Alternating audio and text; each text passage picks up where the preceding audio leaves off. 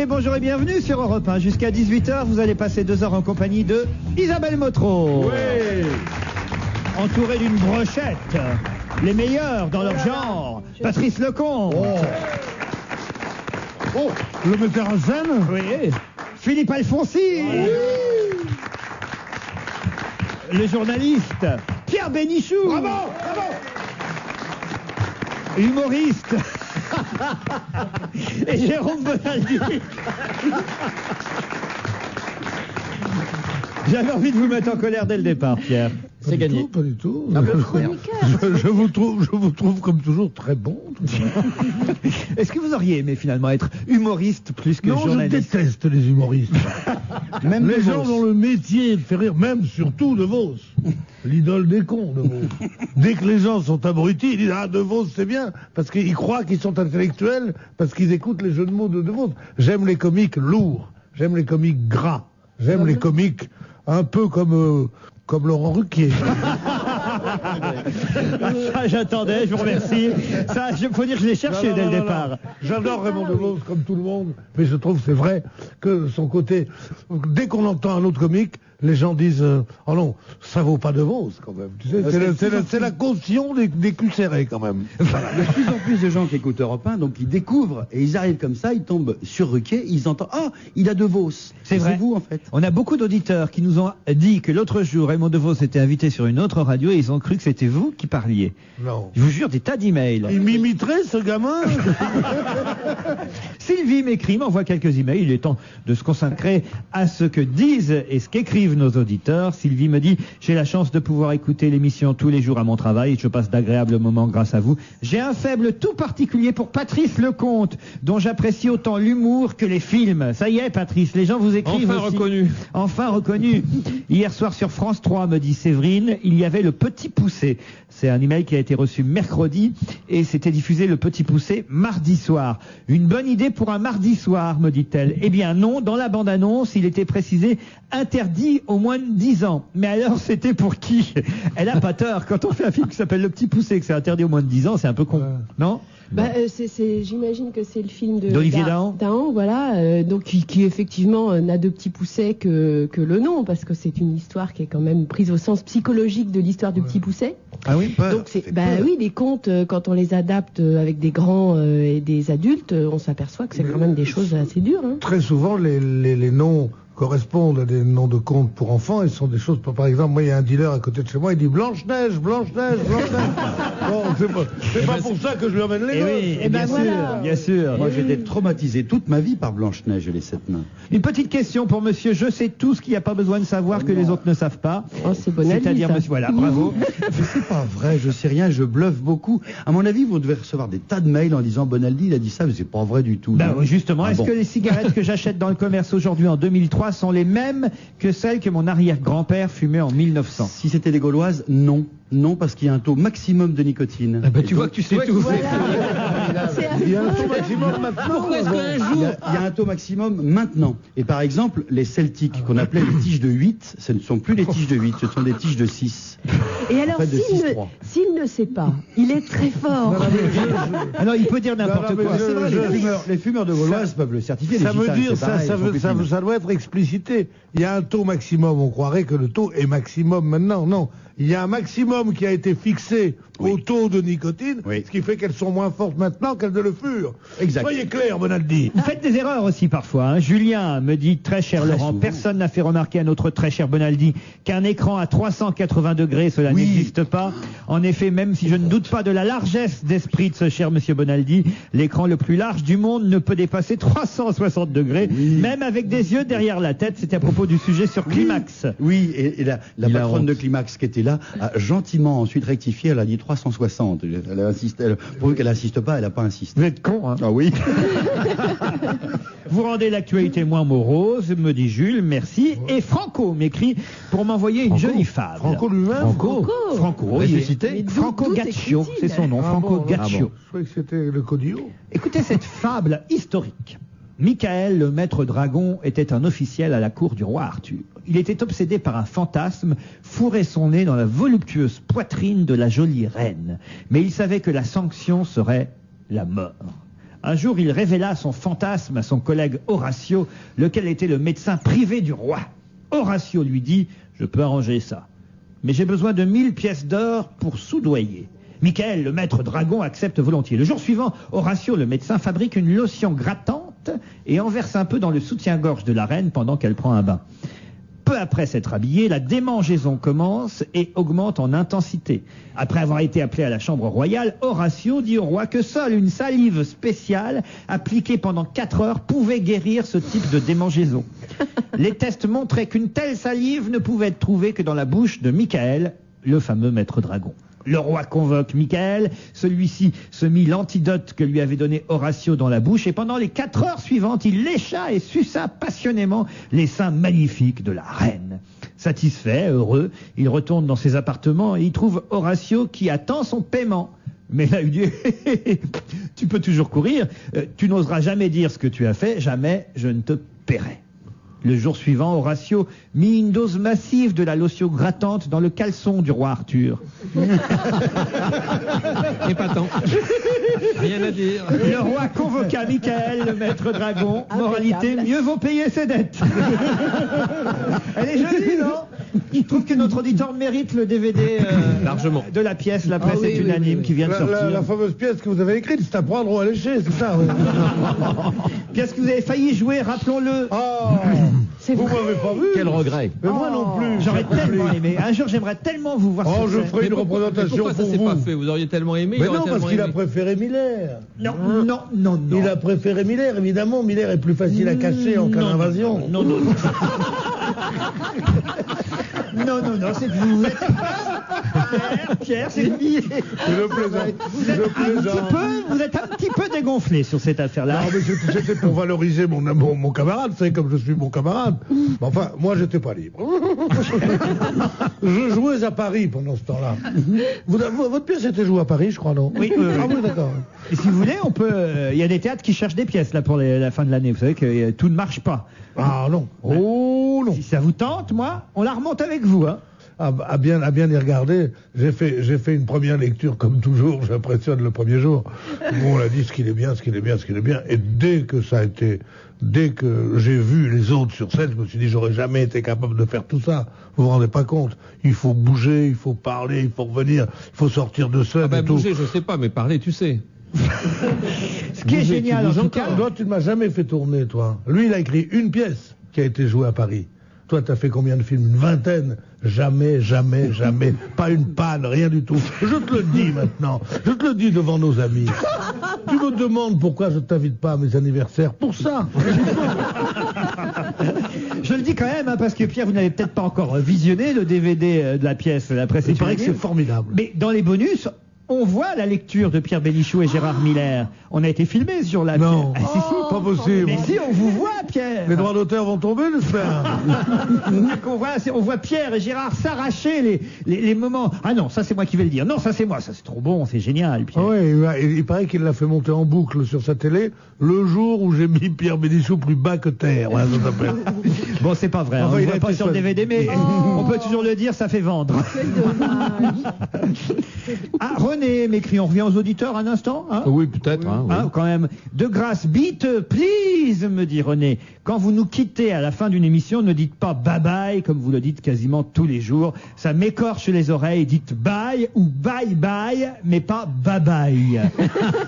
Je dis bye bye, moi? Oui, j'ai entendu bye bye souvent. J'en ai peur. Et ils disent pas ça, les Américains ou les Anglais? Bye bye! Bah, les Américains ou les Anglais, oui. Oui. Bah oui, mais pas là. Mais ils le disent en anglais. Mais ce que je voulais savoir, c'est si les Anglais ou les Américains, eux, déformaient le bye bye en bye bye Non. aussi. Non, pas du Non, tout. parce que bas, c'est pas un son, mais c'est pas un son anglo-saxon du tout, bas. Non, Le ils A, disent Je pas. crois qu'ils tiennent au bye-bye. Le Bye Par bye. exemple, open bar, ça existe.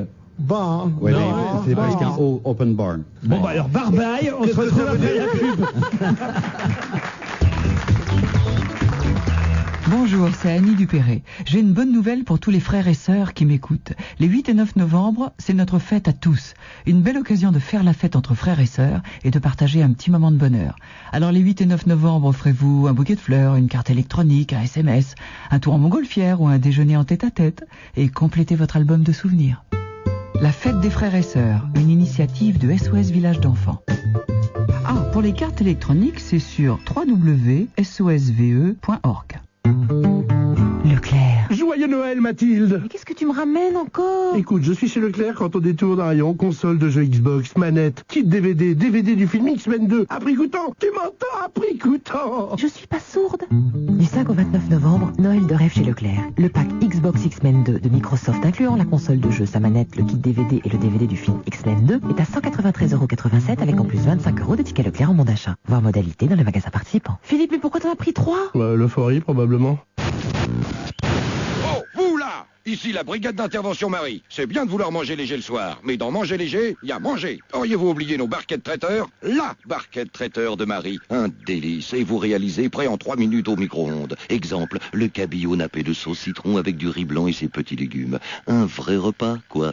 Allez, on fonce au rayon frais. Exécution. Il faut tout vous dire, hein. Les barquettes traiteurs de Marie sont au rayon frais. Comme quoi, un plat peut être délicieux et pratique. Marie, contentez-vous d'être exigeant. On va se gêner jusqu'à 18h avec Peter Bénichou. Ouais. Patrice Lecomte. Philippe Alfonsi. Jérôme Bonaldaille. And Isabelle Matwater. Et au téléphone, notre invité Peter Perret. Peter Perret. Bonjour Peter Perret.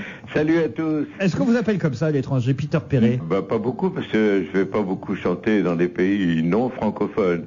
Il me semble que vous êtes en train de bien américaniser votre émission, mon cher. Yes, yes. Mais qu'est-ce qui se passe alors, là? Are you from Castel Sarrazin?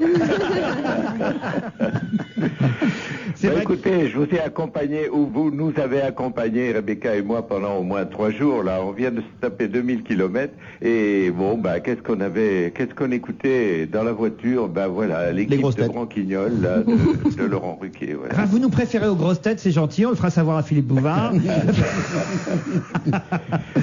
Qui vous préférez dans l'équipe, Pierre? Vous êtes tous meilleurs les uns que les autres, c'est très difficile. Vous avez bien un chouchou ou une chouchoute? Dites Pierre Bénichou, ça lui fera plaisir. Mais non, parce qu'il le croirait après. Un double album du rire aux larmes qui permet, alors là, pour le coup, c'est le contraire, nous, de voyager par exemple en voiture en écoutant du Pierre Perret pendant combien? 3 heures, hein? Combien ça fait toutes ces chansons? Oh, il y a une 50aine de titres, oui, vous en avez bien pour 3 plombes, là, oui. 3 plombes, hein. 40 ans de carrière, 48 titres essentiels, les chansons qui font rire, les chansons qui font sourire, ou qui font parfois aller jusqu'à même, en tout cas, avoir la larme à l'œil, en tout cas, les chansons plus sentimentales, on va dire. Hein, je pense à Lily, à Blanche, à La Petite Kurde, bien sûr, ou même Fillette, le bonheur, c'est toujours pour demain. Ce qui me rappelle d'ailleurs un mauvais jeu de mots qu'a fait il n'y a pas longtemps Pierre Bénichou, ici même. Non, un mauvais jeu de mots, Pierre Bénichou. Pourquoi? Vous vous souvenez quand Mimi Mati a fait la une de Paris Match? Et que j'ai dit, il fait mentir la chanson de Pierre Perret. Oui, parce que le monsieur est très grand et a dit ça prouve que le bonheur n'est pas toujours pour demain. Ça vraiment. Mais non, c'était drôle ça. Oh, Pierre. Alors là. Si c'est Bénichou qui l'a fait, ça m'étonne pas, mais c'était drôle, c'est drôle. Non, mais c'est moi j'aime beaucoup les chansons de Pierre Perret. Que j'en connais par cœur beaucoup. Ma préférée, c'est la petite Julia. Que je trouve une merveille. Elle sera, je la chanterai au casino, tiens. C'est vrai? Ah oui. Et puis, sa taille est plus mince que la retraite des vieux. Je trouve ça absolument formidable. Parce que en fait, c'est un jeu de mots à la con, c'est un truc, et c'est formidable. Oui, on l'appelle cuisse de mouche, fleur de banlieue. Sa taille est plus mince que la retraite des vieux. Quand je chante, on se tait, mon petit gars. Pierre Perret en concert sans Pierre Bénichou au Casino de Paris à partir du 12 novembre et jusqu'au 23 novembre. C'est ça, Pierre? Exactement, mais je serais néanmoins heureux si Bénichou fait partie de mes chœurs. Il y en a jamais trop. Vous faites déjà partie du bien. Il y a toute la salle qui chante avec moi, mais même Bénichou en plus, ce sera le bienvenu. À partir de mercredi prochain, donc du retour de ce long pont qui nous reste encore, long pont du 11 novembre. On l'a encore celui-là? Ah oui, on l'a encore. Est-ce que l'actualité du moment, cher Pierre Perret, vous inspire de nouvelles chansons? Parce que souvent quand même, hein, vous suivez un peu ce qui se passe. Vous savez, si vous comptez sur Raffarin pour m'inspirer en ce moment... je sais pas, une chanson sur la Pentecôte, ça pourrait être sympa, non? Non, C'est un peu ponctuel, ça. C'est des sujets, ma foi, je trouve pas ça très bandant comme sujet. Et alors, dites, maintenant que ça y est, vous êtes allé dans l'émission de Star Academy, Pierrot, quel regard vous avez eu sur les candidats que vous avez croisés là-bas? Ben, moi, je trouve que c'est des gamins plutôt courageux et qu'ils bossent et qu'ils travaillent toute la journée. Moi, j'ai pas fait autrement quand j'avais leur âge et que j'étais au conservatoire. J'apprenais des choses comme on leur en apprend tous les jours. Bon, c'est le système qui est un peu pernicieux parce qu'on prend, on jette, c'est un peu Kleenex comme émission, c'est sûr. Mais ceux qui vont traverser ça et s'en sortir indemnes, ben, ça sera des sacrés masters parce que il faut une sacrée force de caractère pour sortir de là sans avoir des coups et des blessures. Pierre Perret du Rire aux larmes, 40 ans de carrière. Combien de chansons sur scène? Pas les 48 des 2 CD qui sont réunis là. Hein. Non, mais il y en a quand même une bonne trentaine et il y en a au moins les 3/4 que toute la salle chante avec moi. Et finalement, c'est un récital de feignants, hein, parce que c'est eux qui font le boulot dans la salle. À partir de mercrredi, votre chanson préférée à vous, Patrice Lecomte? Moi, je sais pas si c'est le titre. Bonjour Pierre Perret. Bonjour. C'est La porte de ta douche est restée entrouverte. J'en suis C'est celle que j'ai choisie. Sans déconner. Ben oui, c'est celle que j'ai choisie. Pour qu'on l'écoute parce que c'est celle que j'adore celle-là. Une de celles que je préfère aussi. Alfonsi, vous, la vôtre? Oh bah alors là, moi, plein. Alors franchement, je peux pas dire une particulièrement. Le zizi. Oh, alors, bien sûr, comme par hasard. Non. Isabelle Motro, le cul de Lucette. Non, mais il y en a beaucoup. Il y a juste une question que je voudrais poser à Pierre Perret parce que ça fait des années que je me la pose et que donc je n'ai pas la réponse. Salut Isabelle. Bonjour Pierre. Le petit loup, c'est quoi? C'est un garçon ou c'est une fille? Eh ben, c'était une chanson tout à fait précise. Quand je l'ai écrite au départ, il s'agissait d'une petite fille violée et c'est allé sur 4 vers à la fin. Et quand j'ai eu terminé la chanson, au bout d'à peu près une petite année, parce que j'avais pas mis longtemps pour écrire cette chanson, finalement, pour moi, 1 an, c'est pas beaucoup. Je me suis aperçu que c'était, quand je l'ai mis sur mon petit magnétophone, une chanson de grande consolation, mais dans l'absolu. Donc j'ai gommé les 4 vers qui terminaient et qui expliquaient ça, anecdotique, mais j'ai mis 1 an et demi à trouver la nouvelle chute, les 4 vers qui terminent la chanson maintenant. Je ne voyais pas où ça pouvait déboucher, et j'ai terminé, oubliez les petits cons qui t'ont fait ça, etc. Donc ça reste très flou, et tout le monde peut prendre ça à son compte. Tout le monde qui a de la misère sur la tête et dans le cœur, voilà. Et alors, ce qui est marrant, vous savez, c'est que moi, j'ai eu des grandes discussions et il se trouve que plusieurs fois, j'ai parlé de cette chanson avec des gens. Oui. Et tous les garçons pensent que c'est un petit garçon qui s'est fait casser la gueule. Et toutes les filles pensent que c'est une petite fille ou une fille, une jeune fille qui s'est fait violer. Et c'est ça que je voulais, que je souhaitais à la fin. Voilà, oui. Allez, un double album du Rire aux larmes. Moi, j'ai écouté, en tout cas pour l'instant, le 2e CD, celui des larmes, dans ma voiture l'autre jour. C'était un vrai plaisir, les 23 chansons sentimentales. J'ai pas encore écouté le CD du Rire, mais bon, je les connais peut-être plus parce que c'est celles-là, hélas, souvent qui sont le plus diffusées. Mais moi, j'aime beaucoup aussi, comme Patrice Lecomte, La porte de ta douche est restée entrouverte. La voici, Pierre Perret au Casino de Paris à partir de mercredi prochain et jusqu'au 23 novembre. Merci Pierre. Merci Laurent, à bientôt tous. Je vous attends là-bas. La porte de ta douche est restée entrouverte, abusant de la situation, d'un œil inquisiteur, d'une prunelle experte. J'ai découvert plaines et monts, le temple du soleil et la vallée sacrée ont disparu sous le savon, et dans un éclair bleu niché dans la rosée, j'ai vu le mont Gerbier des joncs.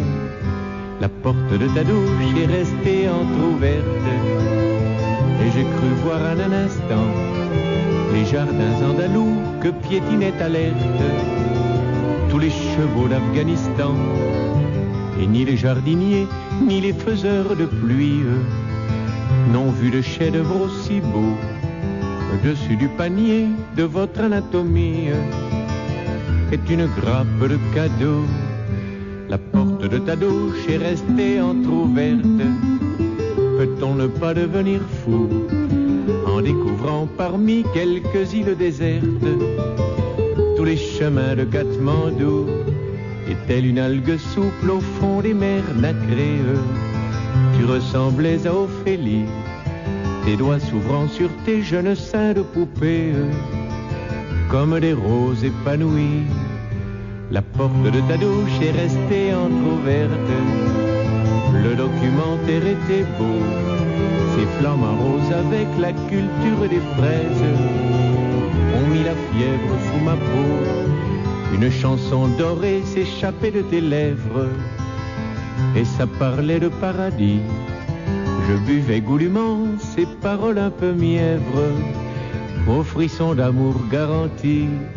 La porte de ta douche est restée entrouverte, quand soudain gonflant mes poumons, j'ai crié au secours, à moi au feu alerte. Dans mes bras tu n'as fait qu'un bond, tu m'as dit sauve-moi, on va mourir peut-être. C'était un appel du destin, que dans ta chambre bleue j'ai suivi à la lettre. Et jusqu'au lendemain matin, la porte de ta douche est restée entrouverte. Pierre Perret, la porte de ta douche est restée entrouverte, on la referme et on se retrouve après la pub, à tout de suite.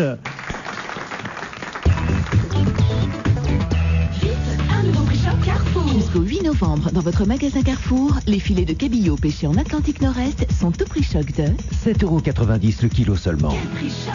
Venez vite en profiter! 7,90 € le kilo seulement pour du délicieux cabillaud à préparer en papillote. Un prix choc Carrefour! Plus que jamais avec Carrefour, je positive. Après Jurassic Park, il réinvente la terreur. Les éditions Robert Laffont présentent le nouveau roman de Michael Crichton, La Proie. Un étrange syndrome frappe soudain les chercheurs de Silicon Valley. Pour le comprendre et sauver sa femme, Jack s'infiltre dans un mystérieux complexe technologique. Là, il va devoir affronter seul un prédateur infiniment petit, mais qui menace la planète entière. La Proie, un auteur Michael Crichton, une collection best-seller, un éditeur Robert Laffont. Bien s'abonner à la télévision par satellite, c'est facile. Vérifiez d'abord que vous avez bien toutes les chaînes nationales en qualité numérique, comme c'est le cas avec TPS. Vérifiez que vous pouvez bien tout essayer gratuitement pendant 3 mois avant de choisir votre forfait, comme chez TPS. Enfin, si vous vous abonnez par exemple à 11 € par mois, vérifiez bien qu'il ne s'agit pas d'une réduction limitée dans le temps. Vérifiez-le par vous-même. Ceux qui veulent tout veulent TPS. Voir conditions en magasin.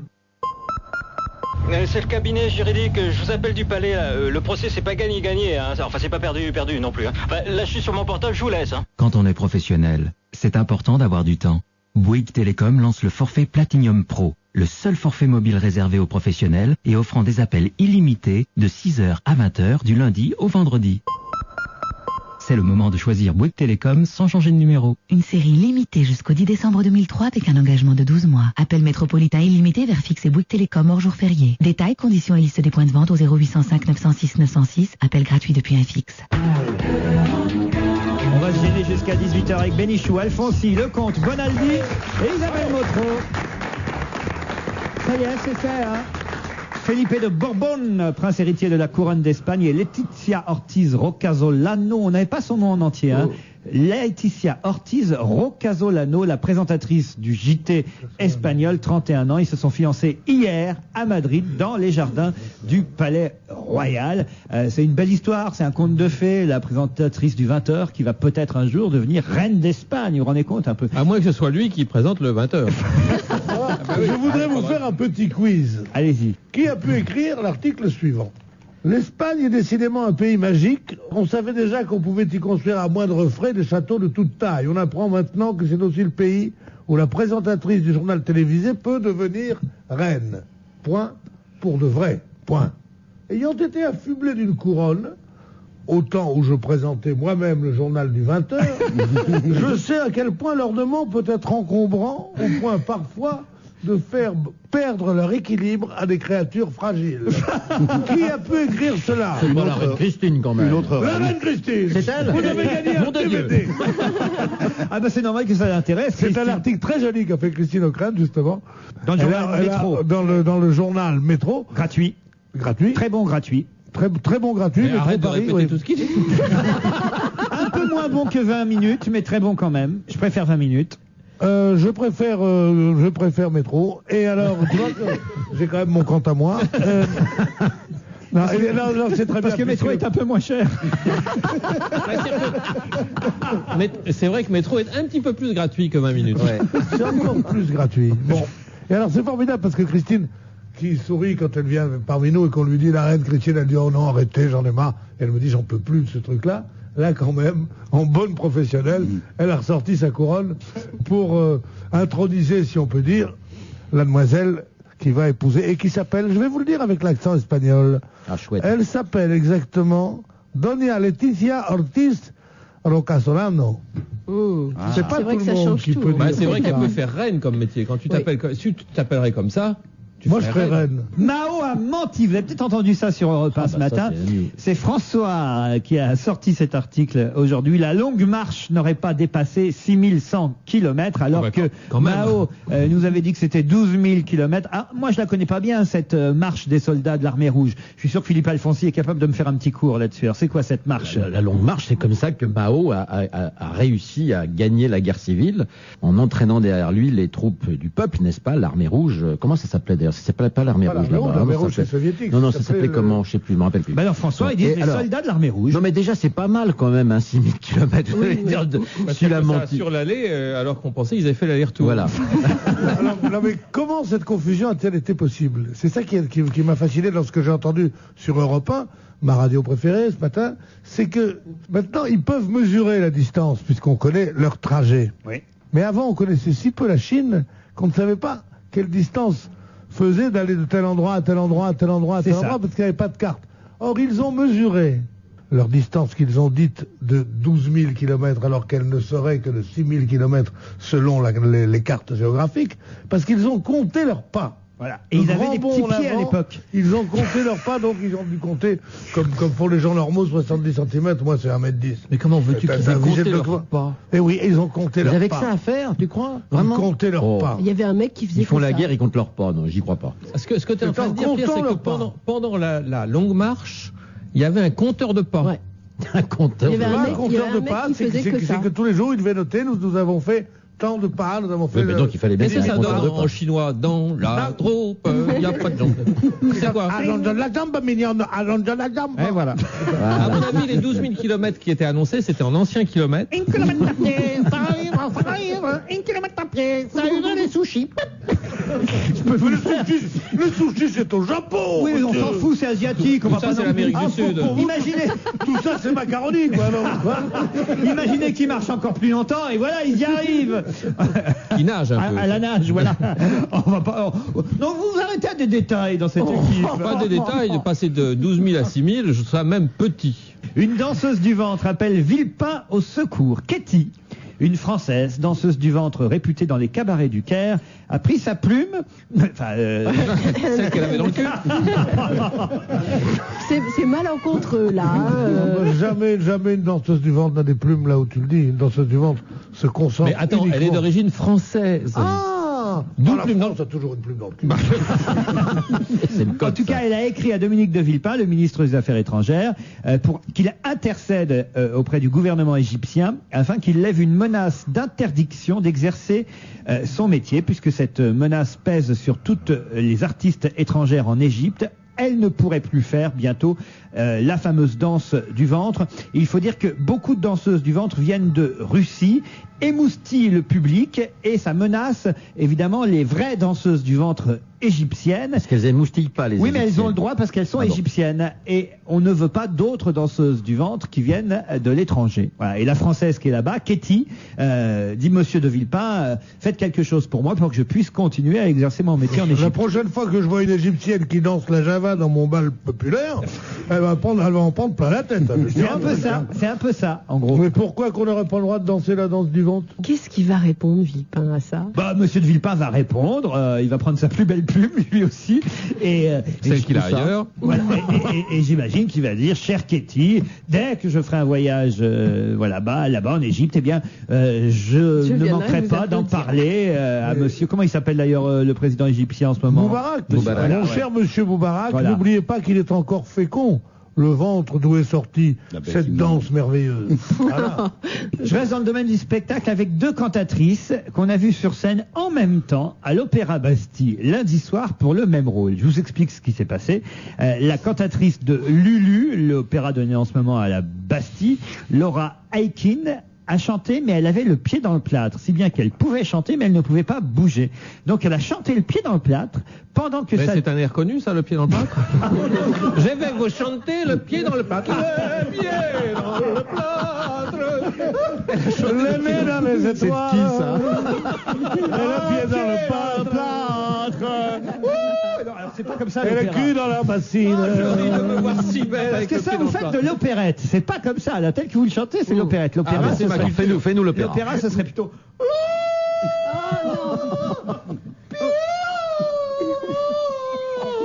C'est pour ça que je préfère l'opérette. C'est pour ça que la Calatre le détestait. Elle disait toujours c'est lui ou moi. Il y en a une autre qui a bougé les lèvres en karaoké, en fait. Elle faisait sa doublure, c'est-à-dire qu'elle mimait, en fait, pendant que l'autre chantait. Mais on la voyait, on voyait karaoké, c'est ça. Non, parce qu'on voyait les deux.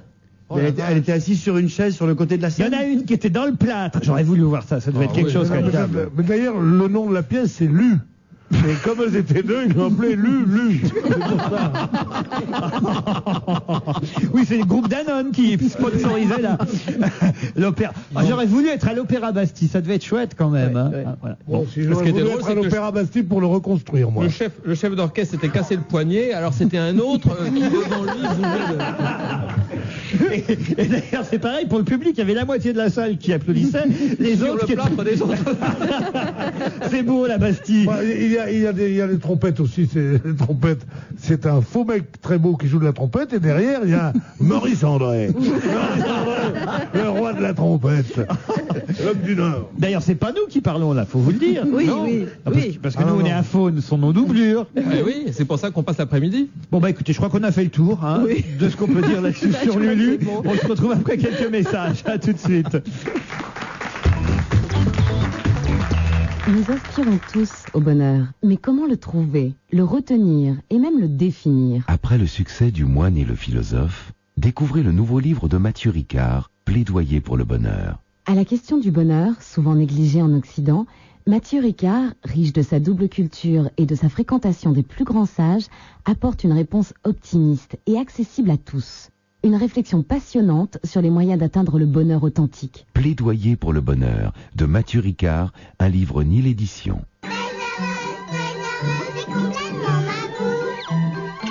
Mais Melchior, qu'est-ce que tu fais tout seul dans la neige en short avec ton ballon? Mais je m'entraîne, j'ai match aujourd'hui. Tu ferais mieux d'aller jouer chez Toys R Us. Aujourd'hui, si t'achètes le jeu de foot Pro Evolution Soccer 3 sur PS2 à 58,99 €, on te rembourse 50% de sa valeur en chaque cadeau. Mais je sais, c'est pour ça que je m'entraîne. Ah d'accord.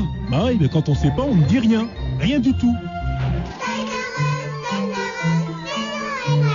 Offre limitée à 4000 exemplaires ou à condition en magasin. Moteur diesel Common Rail 115 chevaux, contrôle dynamique de stabilité, lecteur CD, climatisation, jante alliage, phare anti-brouillard, volant cuir, nouvelle BMW 318 TD 115 chevaux suréquipée pour 350 € par mois sans apport. À ce prix-là, vous ne vous lasserez pas de l'admirer. BMW, le plaisir de conduire. Offre de location avec option d'achat sur 36 mois valable pour toute BMW 318 TD Compact Pack de lancement neuve, commandée avant le 31 décembre 2003 dans les concessions BMW participantes à l'opération. Conditions détaillées au numéro vert 0800 300 800. On va se gêner avec Bonaldi, Alfonsi, Bénichou, Lecomte, Isabelle Motro. Et le nouveau jeu de la Française des Jeux, ça c'est intéressant parce que qu'est-ce que vous préférez vous? Gagner une grosse somme d'un seul coup, avoir une rente à vie, c'est ce que permettra le nouveau tac au tac très bientôt, jusqu'à 2000 € par mois. C'est-à-dire que si vous gagnez 2000 €, mais jusqu'à la fin de vos jours. À vie. À vie. Bon, il vaut mieux gagner jeune, hein. C'est pas un jeu pour les vieux, ça. Parce que non, c'est vrai, c'est con. J'imagine, 98 ans, tu gagnes au tac au tac. 2000 € à vie, c'est con, vaut mieux gagner. Surtout que quand tu vois que t'as gagné, t'es pris d'une attaque et tu dégages. Une attaque au tac. Mais non, mais t'es vieux, tu joues et puis tu dis que c'est ton petit-fils qui a gagné. Non mais alors moi j'imagine une espèce de scénario de polar comme ça où en fait les gens qui gagneraient mourraient quelques années plus tard, tu vois, mais de genre de maladie de mort naturelle, qui passerait inaperçu. Et on découvrirait que c'est le directeur financier de la France des Jeux qui est derrière. Zigouille les gagnants pour récupérer une magot. du tout ça. Ça serait pas mal. Idée. Et il y aurait un personnage qui s'appellerait la Française des Jeux. On peut confier le rôle à une grande actrice. Voilà. dont la copine, c'est l'énorme Sonnière. Voilà. Moi, je jouerais le rôle de certaines catégories de personnalités. C'est un film formidable. Au drôle, vous savez pas ce qui m'est arrivé. Depuis que j'ai joué au théâtre, enfin que j'ai failli jouer au théâtre, le cinéma s'intéresse beaucoup moins. Alors, je croise dans les coulisses de la télévision l'autre jour Claude Lelouch. Et il me dit, oh mais vous savez, j'aimerais vous confier le premier rôle d'un film. Je dis, vous savez, je suis très pris en ce moment. Ask my agent, c'est tout ça. Bon. Et puis le temps passe. C'était il y a à peu près un an. Je reçois un coup de téléphone avant-hier de l'assistante de Claude Lelouch qui me dit, est-ce que vous êtes toujours d'accord pour le cinéma? Oh, je dis, il faut voir. Elle me dit, non, mais Claude, il tient beaucoup, il pourrait me téléphoner lui-même, mais enfin, ça n'a pas d'importance. Et je la laisse venir. Alors elle me dit, mais il faut savoir si vous êtes d'accord pour le principe. Et je lui dis, ça dépend des dates. Oh, elle me dit, de toute façon, on trouvera toujours, c'est un jour. Alors, j'ai pas très bien compris. Ou c'est un film qu'on tourne en accéléré, mais là, je vais appeler mes copains du syndicat parce qu'il n'y a pas de raison qu'on tourne 120 minutes utiles en une seule journée. Ça ne se fait pas. Même le compte ne le fait pas. Donc, je vais dire à Lelouch, tant pis pour toi. Non mais c'est peut-être le rôle le plus important du film qui se tourne en une journée, allez savoir. C'est peut-être le rôle déclencheur du film, c'est peut-être le rôle de votre vie, Pierre, de votre mort d'ailleurs. Mais Lelouch, écoute, du fait pour motiver les troupes, il dit au dernier figurant que c'est lui le plus important de la scène. Ah oui. Mais c'est pas forcément. J'ai pas dit qu'il t'avait proposé un rôle de figurant. C'est parce que c'est moi qui suis grotesque là-dedans. C'est que quand on vous dit tu vas jouer un rôle, qui que ce soit, même moi qui suis un peu habitué aux gens du show business, non pas que je sois, enfin quoique. Et alors, je me suis dit, tiens, putain, c'est marrant, comme ça, et je me vois une femme, tu vois, jouant le rôle de l'un, de l'autre. Ah non, mais une femme, 70 ans après. Bon, voilà. Le chien. Eh bien, ça me fait beaucoup de peine que je l'ai mon corps. Et dis donc, je reçois le coup de calme-mémé.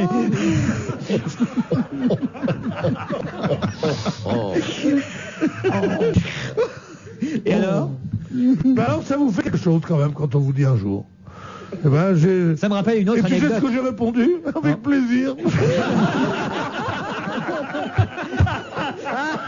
Ah, la vieillesse est un naufrage. Mais non. Au contraire, c'est qu'on garde un cœur jeune. Ah, j'ai hâte de voir ça alors le film. Mais mais vous connaissez l'histoire ou pas et tout? Parce qu'il paraît qu'il se lance dans le porno, le Lelouch. On me l'a dit, Lelouch ne nous dit rien, il m'a dit. Ce qui va vous faire chier, c'est d'apprendre que Gérard Miller a 3 jours. Ça m'étonnerait pas, il est prêt à tout. On parlait tout à l'heure de la télé-réalité avec Pierre Perret, plutôt de la télé-réalité musicale. Ça y est, on a les gagnants de l'émission Pop Star 3 sur M6. Ce sont les garçons qui ont gagné contre les filles. Ce sont donc 3 garçons qui forment le nouveau groupe qui succède. Je crois que la première année, c'était les L5 qui ont... Oui, c'est ça. Elles existent toujours, elles. Ça marche plutôt pour elles. La deuxième année, c'était les Watford. Alors eux, à la trappe. Watford, for nothing. Voilà. C'est officiel et il n'y a plus rien. Ah non. Les L5, tous ceux qui souffrent du dos me comprendront, c'est là où ça fait le plus mal. Et oui, quand on a des lombalgies, c'est L5, L6. C'est pour ça que ça a marché. Elles sont souvent passées à la radio. Les L5 passent à la radio, tenez, regardez. Eh bien, le nouveau groupe, sorti de Popstar numéro 3, après les L5 et les Watford, s'appelle les Link Up. Les 3 garçons disent que c'est eux-mêmes qui ont choisi ce nom. Écrit comment? Link Up. L-I-N-K-U-P. Link Up. Ça veut dire quoi? Qu'est-ce que ça veut dire? Alors, link, c'est le lien. Oui. Ça veut dire s'associer, les liens. Voilà, c'est tout nous, disent les 3 garçons. Lionel, Mathieu et Otis, le 3e, qu'ils ont rencontré dans l'ascenseur. Otis, il paraît qu'il est très personnel. Les Link Up, leur chanson s'appelle Mon Étoile et il paraît que ça change un peu de la musique un peu R&B et tout ça. C'est une balade, ce qui est plutôt rare dans ce genre de musique qu'on nous propose sortie de Pop Art. Découvrons le premier single, la première chanson des gagnants de Popstar 3, les Link Up, puisque c'est leur nom. Ne me demande pas d'où je viens, les cicatrices sur mon chemin, mais qu'est-ce que ça peut changer au fond? Quand on casse des liens, tu sais, ça me touche tous un par un, et qu'est-ce que ça peut changer au fond?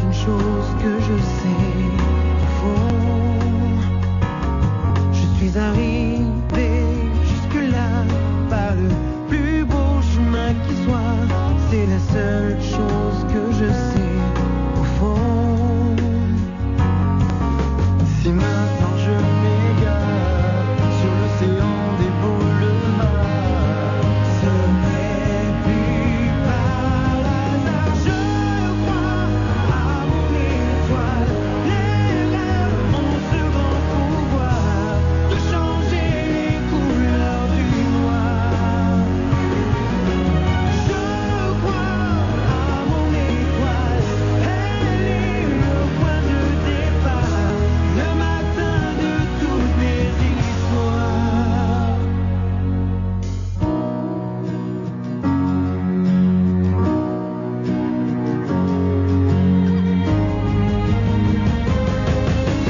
Je crois à mon étoile. Les rêves ont ce grand pouvoir de changer les couleurs du noir. Je crois à mon étoile. Elle est le point de départ, le matin de toutes mes histoires. Les Link Up Oh là Eh ben, là. dis donc. pour la Bonjour. première fois sur Europe 1. La dernière.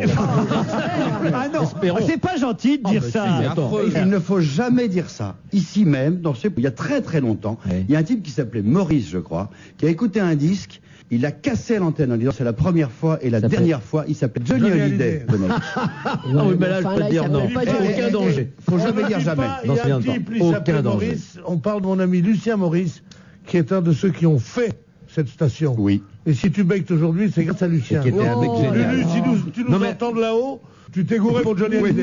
Mais t'as fait Mais non, mais tellement c'était de une trucs façon de le formidables. lancer à l'époque. Jérôme, en plus, on peut pas systématiquement, au cas où on aurait tout faux et que ça deviendrait célèbre, Oui, applaudir ne tous pas les cons. dire, Ah bien non, c'est sûr. pas possible. Dans Eh le oui. doute, tu vois, au bénéfice du doute, ça c'est très très très mauvais. Quoi. Ça ressemble à tout, c'est Ça germinal. ressemble à rien. Ouais. On parlait de bande dessinée, ça va nous amuser, mieux. d'autant que c'est quelque chose que j'imagine vous aimez tous bien. Bill, et particulièrement vous, je crois, Jérôme Bonaldi, non? J'aime bien Boulet Bill. Voilà. Nouvel album. Mais oui, Alors c'est fabriqué comment, Jérôme? ça date des années 60. Eh ben, on va demander à Véron, qui est l'auteur de l'album numéro 29 de Boulet Bill, mais ce sera tout de suite après la pub. Quel suspense!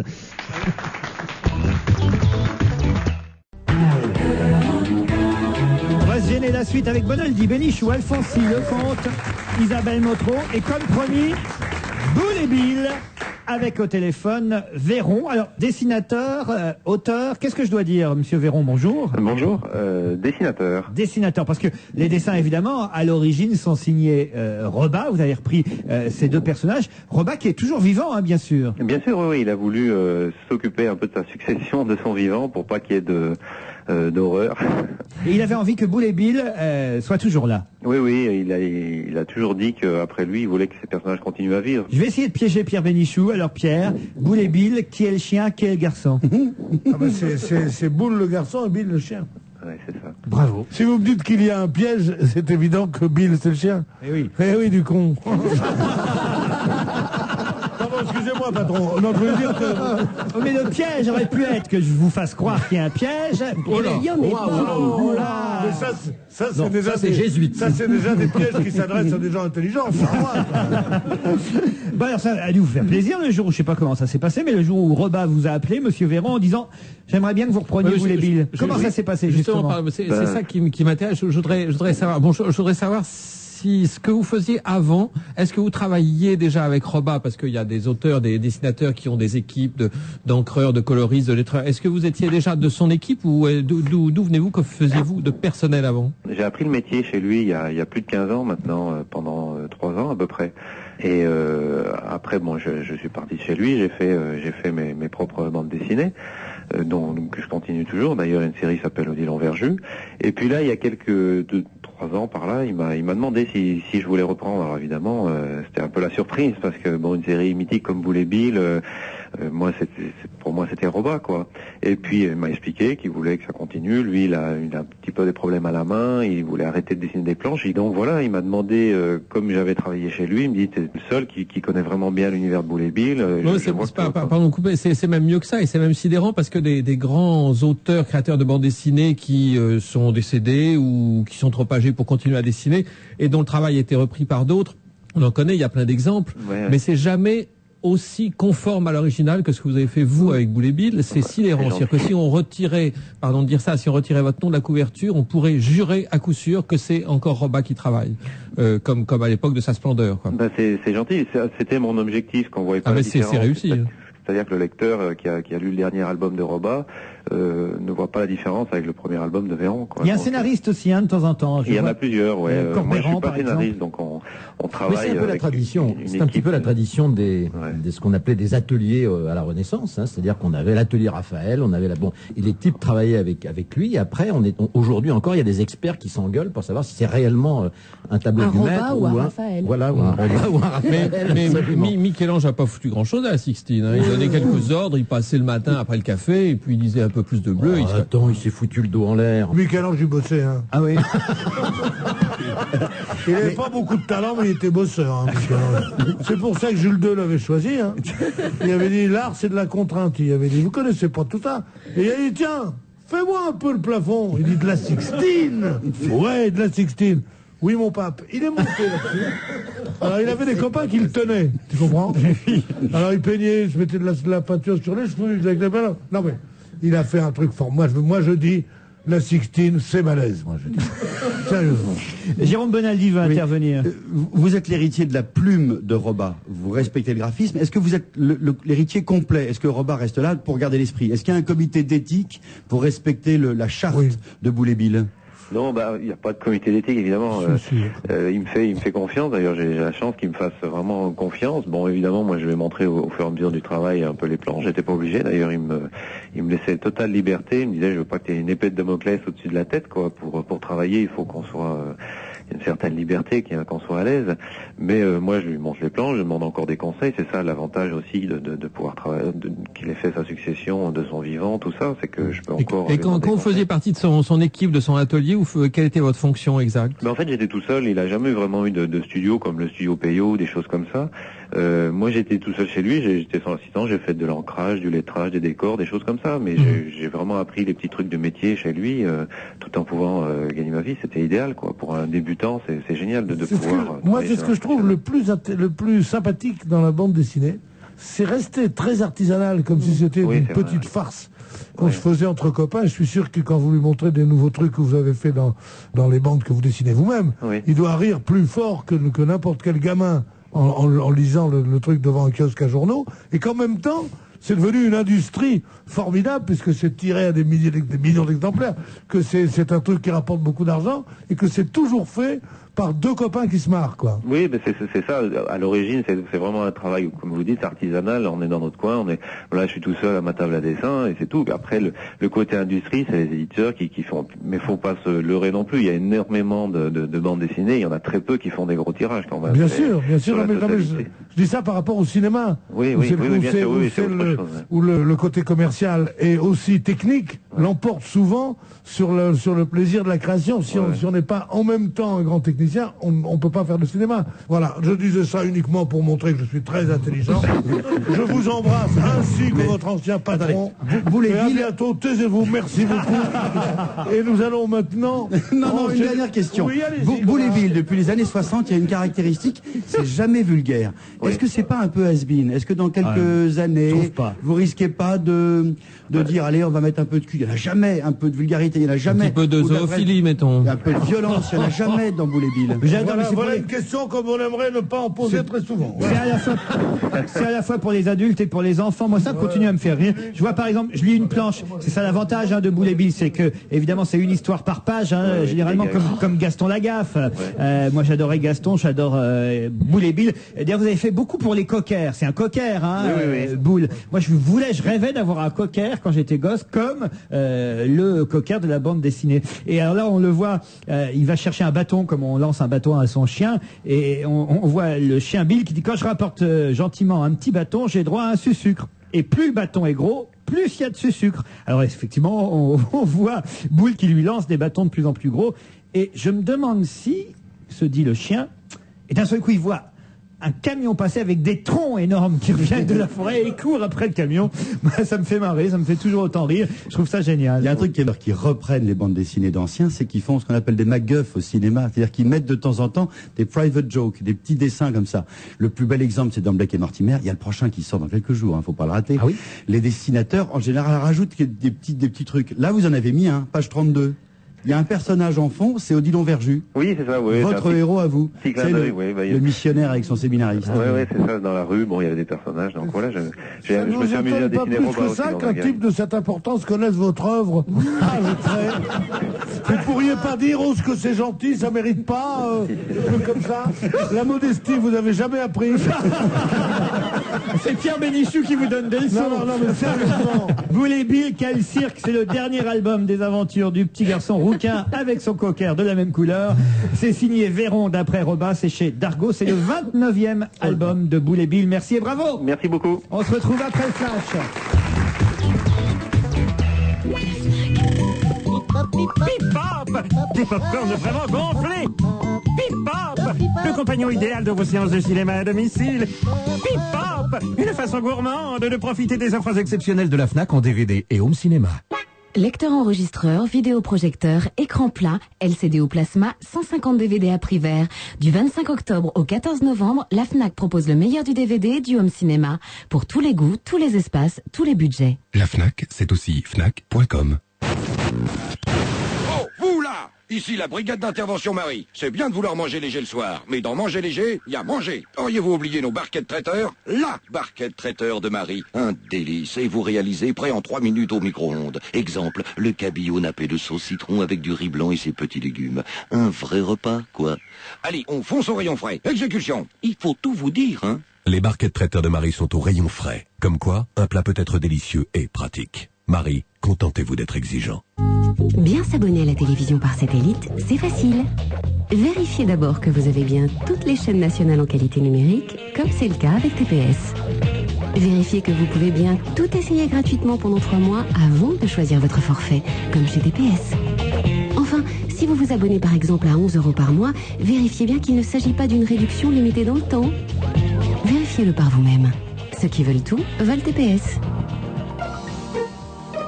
Voir conditions en magasin. À 10 ans, un tyran le désigne pour être immolé à Melkar, le dieu des sacrifices. À 13 ans, il devient le favori de Pharaon. À 20 ans, c'est lui que le roi Salomon choisit pour édifier le temple sacré de Jérusalem. Lui, c'est Hiram. Rien ne peut s'opposer à sa prodigieuse ascension. Quand apparaît la plus envoûtante, la plus dangereuse des femmes, Balkis, reine de Saba. Avec Hiram, pénétré dans les secrets du temple du roi Salomon. Hiram, un roman de Bernard Lantéric, chez Plon. Le repas, il est 17h. Les informations présentées par Astrid Blanc. Un homme de 70 ans a été tué aujourd'hui à Versailles. Il était en train de traverser une rue en centre-ville. Il a été fauché par un poids lourd. Il se trouvait en fait entre 2 autobus qui étaient arrêtés. Quand le camion est passé, le septuagénaire a été happé et projeté contre la chaussée. Le chauffeur du poids lourd a subi un test d'alcoolémie qui s'est révélé négatif. Et toute une série de mesures vont bientôt être prises pour éviter que les équipes de secours qui interviennent sur les routes soient fauchées par des véhicules. Une mission de sécurité a été créée. Elle doit rendre ses conclusions avant la fin de l'année. Le balisage devrait être amélioré, et ce après la mort d'un gendarme ce matin fauché sur une nationale dans le Morbihan et la mort de 5 pompiers à Loriol il y a 1 an. Selon le chef de cette mission, il faut que tous ceux qui interviennent soient plus visibles ainsi que leur matériel. Le gendarme qui a été tué ce matin avait 25 ans.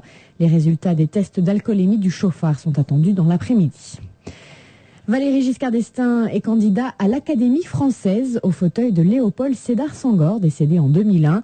La prochaine élection à l'Académie française doit avoir lieu le 11 décembre. L'ancien président de la République est actuellement président de la Convention européenne. 2 pêcheurs sont condamnés par le tribunal correctionnel de Brest pour pêche illégale. Ils doivent payer 45 000 € de dommages et intérêts au comité des pêches de Bretagne. En août dernier, ces 2 Irlandais ont été repérés par un avion des douanes. Ils recueillaient des coquilles Saint-Jacques dans une zone où l'Irlande n'a pas le droit de pêcher selon la réglementation européenne. Comme tous les vendredis, on jette un coup d'œil sur vos conditions de circulation avec déjà des ralentissements, Judith Grimaldi. Oui, sur le périphérique intérieur, vous roulez au pas de la porte de Pantin à la porte d'Orléans et puis de Saint-Cloud à la porte de Clichy. En extérieur, des ralentissements de la porte de Passy à la porte de Châtillon et de la porte d'Orléans à la porte d'Orée. Sur la 86 extérieure, ce n'est pas mieux, d'Orly jusqu'à la jonction A4 et en intérieur entre la Défense et Gennevilliers. Dans l'Est également, beaucoup de monde dans les deux sens entre Rosny et le pont de Nogent. En direction de la province, évitez l'A6 de Vissou à Chilly-Mazarin et la nationale 118 de Sèvres jusqu'à Bièvre. Enfin, attention sur l'A4, suite à un accident, le trafic est très perturbé de la porte de Bercy à Charenton. Les marchés financiers, et ça monte à Paris, Pierrick Fay. L'indice CAC 40 progresse de 1,2% à 3452 points, tirés par la publication aux États-Unis de chiffres du chômage meilleurs que prévu.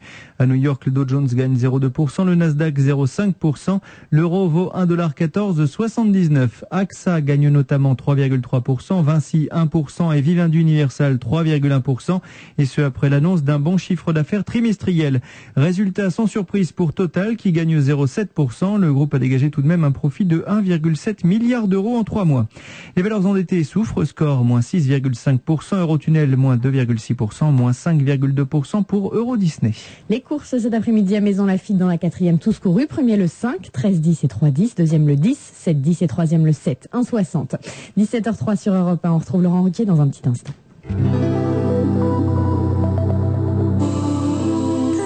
Ce soir, TF1. Pour son 15e anniversaire, Surprise Surprise revient pour une soirée exceptionnelle. Des sketchs désopilants avec Thierry Lhermitte, Véronique Geneste, Lynn Renaud, Michel Boujna, de nouvelles stars piégées et les réactions les plus drôles sur le plateau.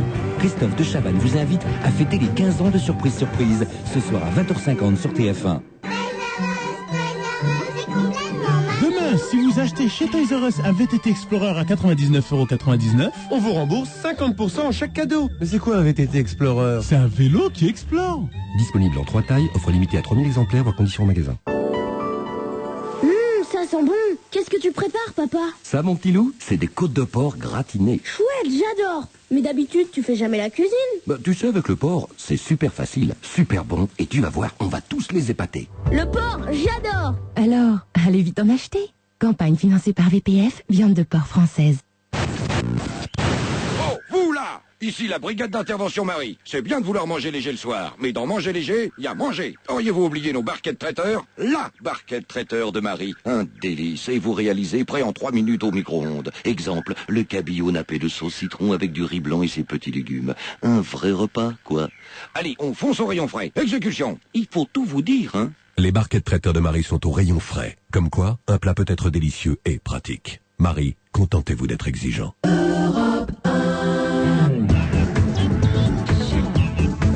On va se gêner jusqu'à 18h. C'est la 2e heure avec Isabelle Motro, Philippe Alfonsi, Pierre Bénichou, Patrice Lecomte, Jérôme Bonaldi.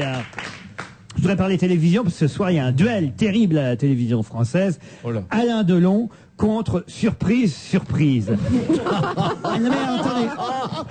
Ah non mais je vous jure c'est un duel terrible parce que d'abord Alain Delon c'est le nouveau héros du service public Franck Riva, c'est qu'il a quitté TF1 pour France 2, qu'il dit partout que si jamais il n'atteint pas le meilleur score qu'un téléfilm a fait sur France 2, et je crois que c'est Napoléon, 7,6 millions de téléspectateurs, il considérera que c'est un échec. Il veut battre le record de Napoléon sur France 2 avec son Franck Riva ce soir, sauf qu'en face TF1 a sorti l'artillerie lourde, c'est-à-dire qu'ils nous ont ressorti des cartons surprise avec les meilleurs gags de la caméra cachée qui piège les vedettes, les artistes, et même quelques caméras cachées nouvelles.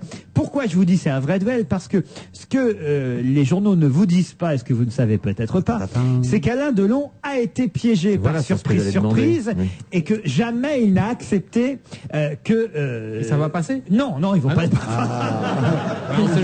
C'est encore plus fort que tout, là, évidemment. Ah oui, il se fait concurrence à lui-même. C'est dommage parce que c'était un très bon gag. Vous pouvez le raconter? Ouais. Alors, il avait été piégé parce que il se trouve que j'ai travaillé avec l'équipe de Surprise. C'est un scoop formidable parce que personne ne met en valeur ce que vous dites. personne ne savait pourquoi il avait refusé. Alors, moi, je sais, pas vous le dire. mais j'écoute Isabelle. Alors, j'espère qu'on a la même version, Bien sûr. Laurent. Donc, il avait été piégé par un enfant, en fait, qui était un enfant équipé d'oreillettes et qui avait été briefé auparavant. Donc, Delon arrivait chez des gens, je sais plus, Pour un dîner. Pour un dîner, voilà. Et puis, au fur et à mesure de l'apéro, des discussions, puis du dîner, cet enfant se révélait être une sorte de surdoué phénoménal en tout. Dans toutes les matières. Sur Alors, toutes les évidemment, conversations. toutes les conversations étaient faites en fonction de ça, étaient amenées habilement par les convives qui, eux, étaient dans la confidence, bien sûr. Et l'enfant, donc, dans l'oreillette, recevait des informations incroyablement Confucius précises disait. et tout ça, des citations invraisemblables. des choses- Quelle bonne idée. et voilà, et le dîner se déroulait, et Delon, évidemment, était de plus en plus stupéfait par ce ce monde petit con. invraisemblable. Et voilà, et puis voilà, puis ça se terminait comme ça, enfin, finalement, on lui révélait le truc. Et alors, pourquoi n'a-t-il pas voulu que le gag ça diffusait? Ça, c'était tout le monde a été consterné, l'équipe aussi, parce que il apparaissait pas du tout. En quoi ça le mettait dans l'embarras? Voilà, Pas du tout. Parce qu'il mangeait mal à table, peut-être. moi, je ne sais pas. Je ne sais pas si Laurent a la Je réponse. crois savoir que c'est parce qu'il considérait qu'il était mal filmé, qu'il n'apparaissait pas à son avantage physiquement à l'écran. Il n'était pas sous le bon Et profil. c'est dommage parce que le gag, paraît-il, était incroyable. Alors ce soir, c'est donc le duel. Attention, hein, enfin, c'est il Delon faut qui va gagner. il faut aider Alain Delon parce que surprise contre Alain Delon dans Franck Riva. Lui, il veut battre les 7,6 millions de téléspectateurs qu'avait atteint Napoléon sur France 2. Il dit autrement, c'est un échec. Donc je vous le dis, il faut l'aider ce soir. Regardez tous, surprise pour la modestie d'Alain Delon. Ça lui fera du bien. Qu'est-ce qu'il fait Laurent, je voudrais comprendre un truc là. Il nous fait le coup de De Gaulle. Si vous votez non, je me C'est retire un à peu ça. Colombais ou quoi? C'est un Qu'est-ce peu qu'il ça. nous fait C'est un là peu Non, ça. parce que Que si- fait si- Delon s'il est battu par surprise? Voilà, Eh qu'est-ce ben, qu'il il fait, là retourne sur TF1. Bah, il dira, Oui, elle a raison. Elle a raison. Moi, ce que j'aime bien, c'est quand les personnes publiques comme Alain Delon s'engagent à faire quelque chose si jamais quelque chose arrive. Si je suis battu par Je me rase la surprise, tête. je vais me teindre en vert ou je sais pas quoi. Et quand Michel Boujna a fait son film qui s'appelait Père et Fils, il a dit à qui voulait l'entendre Eh que oui. si le film faisait 1 million d'entrées sur la France ou plus, il traverserait la place de la Concorde nu. Il l'a fait. Et justement, il l'a fait. Alors ça, c'est assez marrant parce qu'il est arrivé à 800 000, 850 000. Il s'est dit, il faut que je traverse. Et il s'est pas déballonné. Il n'a pas fait ça à 1 heure de grande écoute de la place de la Concorde. Il a fait ça à 2 heures du matin voilà. en se caillant les meules. Je te raconte pas à quel point. Il y avait un type à un bout avec un manteau, un peignoir, et un type à l'autre bout avec un peignoir. Il s'est fait déloquer. Et alors, c'est Philippe Noiret qui m'a raconté l'histoire. Il m'a dit, il ne m'a pas prévenu, j'aurais quand même bien aimé être là, mais il a fait une cassette. Et alors, donc, il y a un ami. Ouais, ça, je trouve ça épatant, parce que c'est vrai que c'est Ce tellement que vous ne joyeux. savez pas, Non. c'est qu'il a promis que si le film atteignait les 2 millions, il traversait dans l'autre sens. Non. Il sautait en parachute tout nu avec l'obélisque en dessous. C'est ce qu'on appelle le supplice du pal, mais lui, il est sécam. Le supplice du pal qui commence si bien et qui finit si mal, comme chacun sait. Mais moi, je trouve très sympathique qu'il ait tenu sa promesse. Oui. Et je trouve formidable que ce film ait fait 1 million de spectateurs, parce que c'est un film incroyablement réussi. Sur un thème éculé, où on aurait pu avoir tous les travers, tous les machins, et c'est un film que j'ai personnellement adoré. Je crois savoir, pour ceux qui achèteront Télé 7 jours ce week-end et la semaine prochaine, que dans le nouveau Télé 7 jours, c'est votre coup de cœur, puisque on peut le dire, à la fin de l'année, début de l'année prochaine, pendant les fêtes, on peut pas encore donner la date, question de stratégie oblige, mais le prochain On a tout essayé à 20h50 fera les coups de cœur et les coups de gueule des chroniqueurs de l'équipe. Et je sais que Pierre Bénichou, comme coup de cœur thème cinéma, vous avez choisi le film de Michel Boujna. Oui. C'est vrai, Vous en souvenez pas? Si. Non, mais c'est dur. Et les lecteurs de Télé 7 jours et les auditeurs de Repas 1 qui l'achètent, et peut-être seront-ils plus nombreux à l'acheter grâce à mon annonce, eh bien, pourront appeler un numéro de téléphone et voter, soit pour le coup de cœur de Bénichou, soit pour celui de Miller, soit pour celui d'Isabelle Alonso, soit pour celui de Il y a Rocco Claude Siffredi Sarraute, qui donne ses ou de coups de queue. Stevie, enfin voilà. Rocco Siffredi qui donne ses coups de queue. Je suis sidérée. Mais si, hein. Patrice Lecomte lui-même. C'est pas moi. C'est pas du Lecomte. Non, c'est le.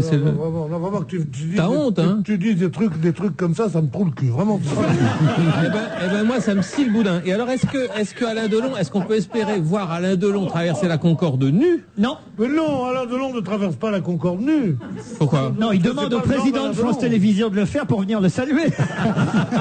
Vous avez vu ça, on en a parlé hier dans l'Express. Hein. Il paraît qu'il demandait à chaque fois qu'il arrivait à France 2, il ne montait pas les marches qui montent jusqu'au siège de France Télévisions, à l'extérieur. Hein. Je parle même pas des marches à l'intérieur de l'établissement. Il ne montait pas les marches, il ne sortait pas de la voiture si le président de France Télévisions ne l'attendait pas en bas des marches. C'est quand même. Et il l'a fait. Il avait cette exigence. Je ne sais pas, l'Express ne nous le dit pas, mais c'est un des caprices de la star. Je trouve ça génial. Est-ce que c'est vrai tout ce qu'on raconte là? Non, moi je crois pas. Ouais. Je sais pas. Il faut. Moi, je suis un très très vieux copain d'Alain Delon de jeunesse, mais je veux dire, je le vois pas tellement devant. Mais le seul personne qui peut vous répondre, parce qu'il a tourné avec lui, il l'a fait tourner il y a pas longtemps, c'est Patrice justement, qui a tourné un film avec lui. Est-ce qu'il est aussi fou de lui et aussi prétentieux? Non, mais moi je peux vous répondre que non, mais je vais vous raconter un truc. Je suis d'autant moins emmerdé que je suis extrêmement bien entendu avec cet homme-là et qu'il a témoigné après d'une amitié, d'une fidélité qui m'a laissé très ému. C'est un homme d'honneur. Par exemple, c'est pas un donneur, c'est un homme d'honneur. Et par exemple, quelques temps plus tard, j'avais fait un film qui n'avait pas démarré très très fort, donc j'avais un petit moral. Et le téléphone a sonné, c'était lui qui m'a dit je sais ce que vous devez ressentir, mais vous laissez pas abattre. C'est vrai. Votre film. Oui. Un peu de musique et une vraie chanteuse, Anne Sylvestre, qui chante jusqu'au 3 janvier à l'Auditorium Saint-Germain-des-Prés, et elle fait rire Anne Sylvestre avec une chanson qui s'appelle Langue de pute. Je trouvais que ça nous convenait plutôt bien cette chanson. Voici Anne Sylvestre, Langue de pute, à l'Auditorium Saint-Germain-des-Prés jusqu'au 3 janvier à Paris. Y a-t-il longtemps que tu as vu chose? Il a pris un sacré coup de vieux. Il est farci de coupes roses. D'après moi, il picole un peu. Il faut dire qu'il a des excuses. Sa femme, il faut se la taper. Madame, elle a la science infuse. Mais je ne veux pas l'accabler avec un mari de la sorte. Toujours à faire le joli cœur. Moi, j'aurais déjà pris la porte. Il faut croire que ça lui fait peur. Remarque, elle me fait de la peine, car franchement, c'est une belle humaine. Mais 5 minutes de langue de pute, c'est fou le bien que ça nous fait. En 5 minutes, on exécute tous les amis, les faux, les vrais. Et même si ça vous rebute, ne dites pas que ça vous déplaît. Ça nous chahute, ça se discute, mais on est des brutes. Ma voisine, la grande bique, tu sais, celle avec le scooter, je t'assure, elle est dramatique.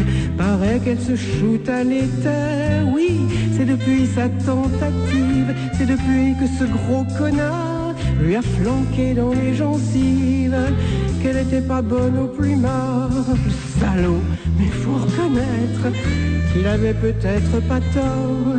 Elle n'ose pas l'envoyer paître, elle veut le remplacer d'abord, le pauvre. Moi je l'aime bien, finalement c'est un bel humain. Mais 5 minutes de langue de pute, c'est fou le bien que ça nous fait. En 5 minutes on exécute tous les amis, les faux, les vrais. Et même si ça vous rebute, ne dites pas que ça vous déplaît. Ça nous chahute, ça se discute, mais on est des brutes. J'avais invité les trucs mûches, ils m'ont posé un beau lapin. Leur mot m'avait la coqueluche.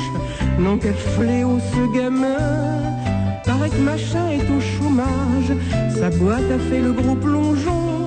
C'est pas très facile à son âge, avec Bobonne en dépression. Elle me fait toujours la gueule. Son mec et moi, c'est pas nouveau. J'étais sûrement pas la seule, et pas de quoi grimper au rideau. Remarque bien, je lui pardonne. Après tout, c'est une belle personne. Mais 5 minutes de langue de pute, c'est fou le bien que ça nous fait. En 5 minutes, on exécute tous les amis, les faux, les vrais. Et même si ça vous rebute, ne dites pas que ça vous déplaît. Ça nous chahute, ça se discute, mais on est des brutes. Au fait, que devient une telle, toujours aussi mal fagotée? Elle pourrait être presque belle si elle savait mieux s'arranger. Mais il n'y a qu'à regarder sa mère, on voit bien comme elle deviendra. Jules a quitté sa poissonnière pour une chanteuse d'opéra.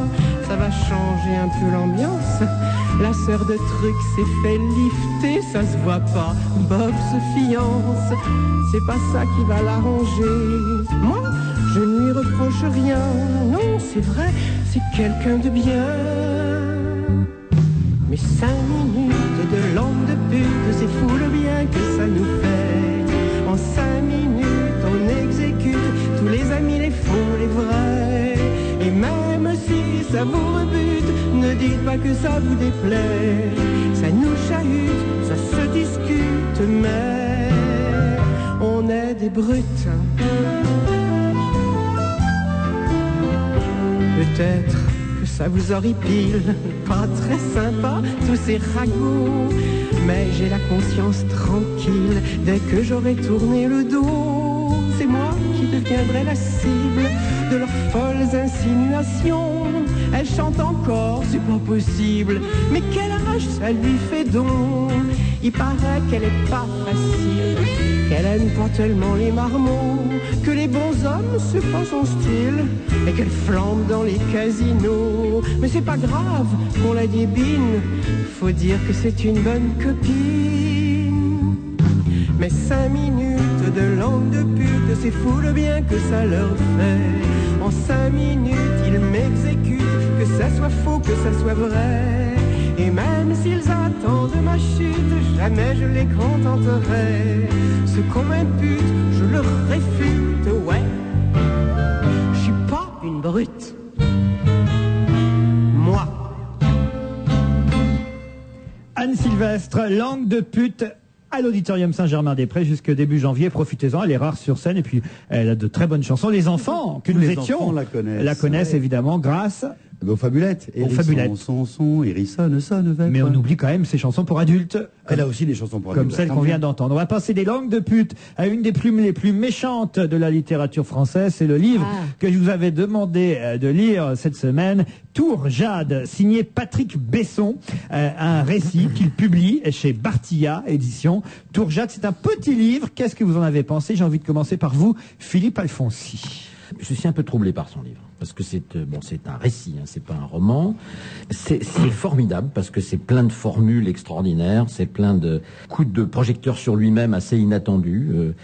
Et puis, mais ce qui m'a le plus frappé dans ce bouquin, en dehors de l'écriture qui est somptueuse, comme d'habitude, et d'une certaine méchanceté qu'il dégage même envers lui-même, c'est tout à fait intéressant, ça. Je veux dire qu'il est une sorte d'auto-méchanceté.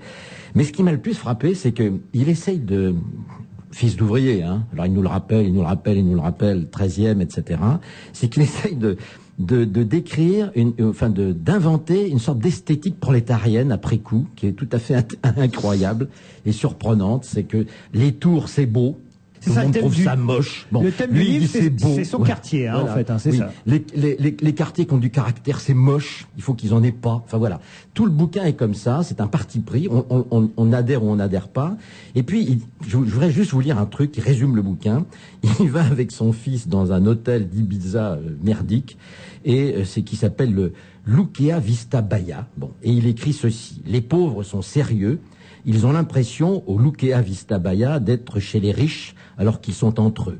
Leur élégance, leur propreté, ils sont graves au sens de pas légers, ils savent que le malheur les attend mâchoire ouverte à la moindre de leurs fautes, ils n'ont pas de marge, raison pour laquelle ils n'écrivent pas.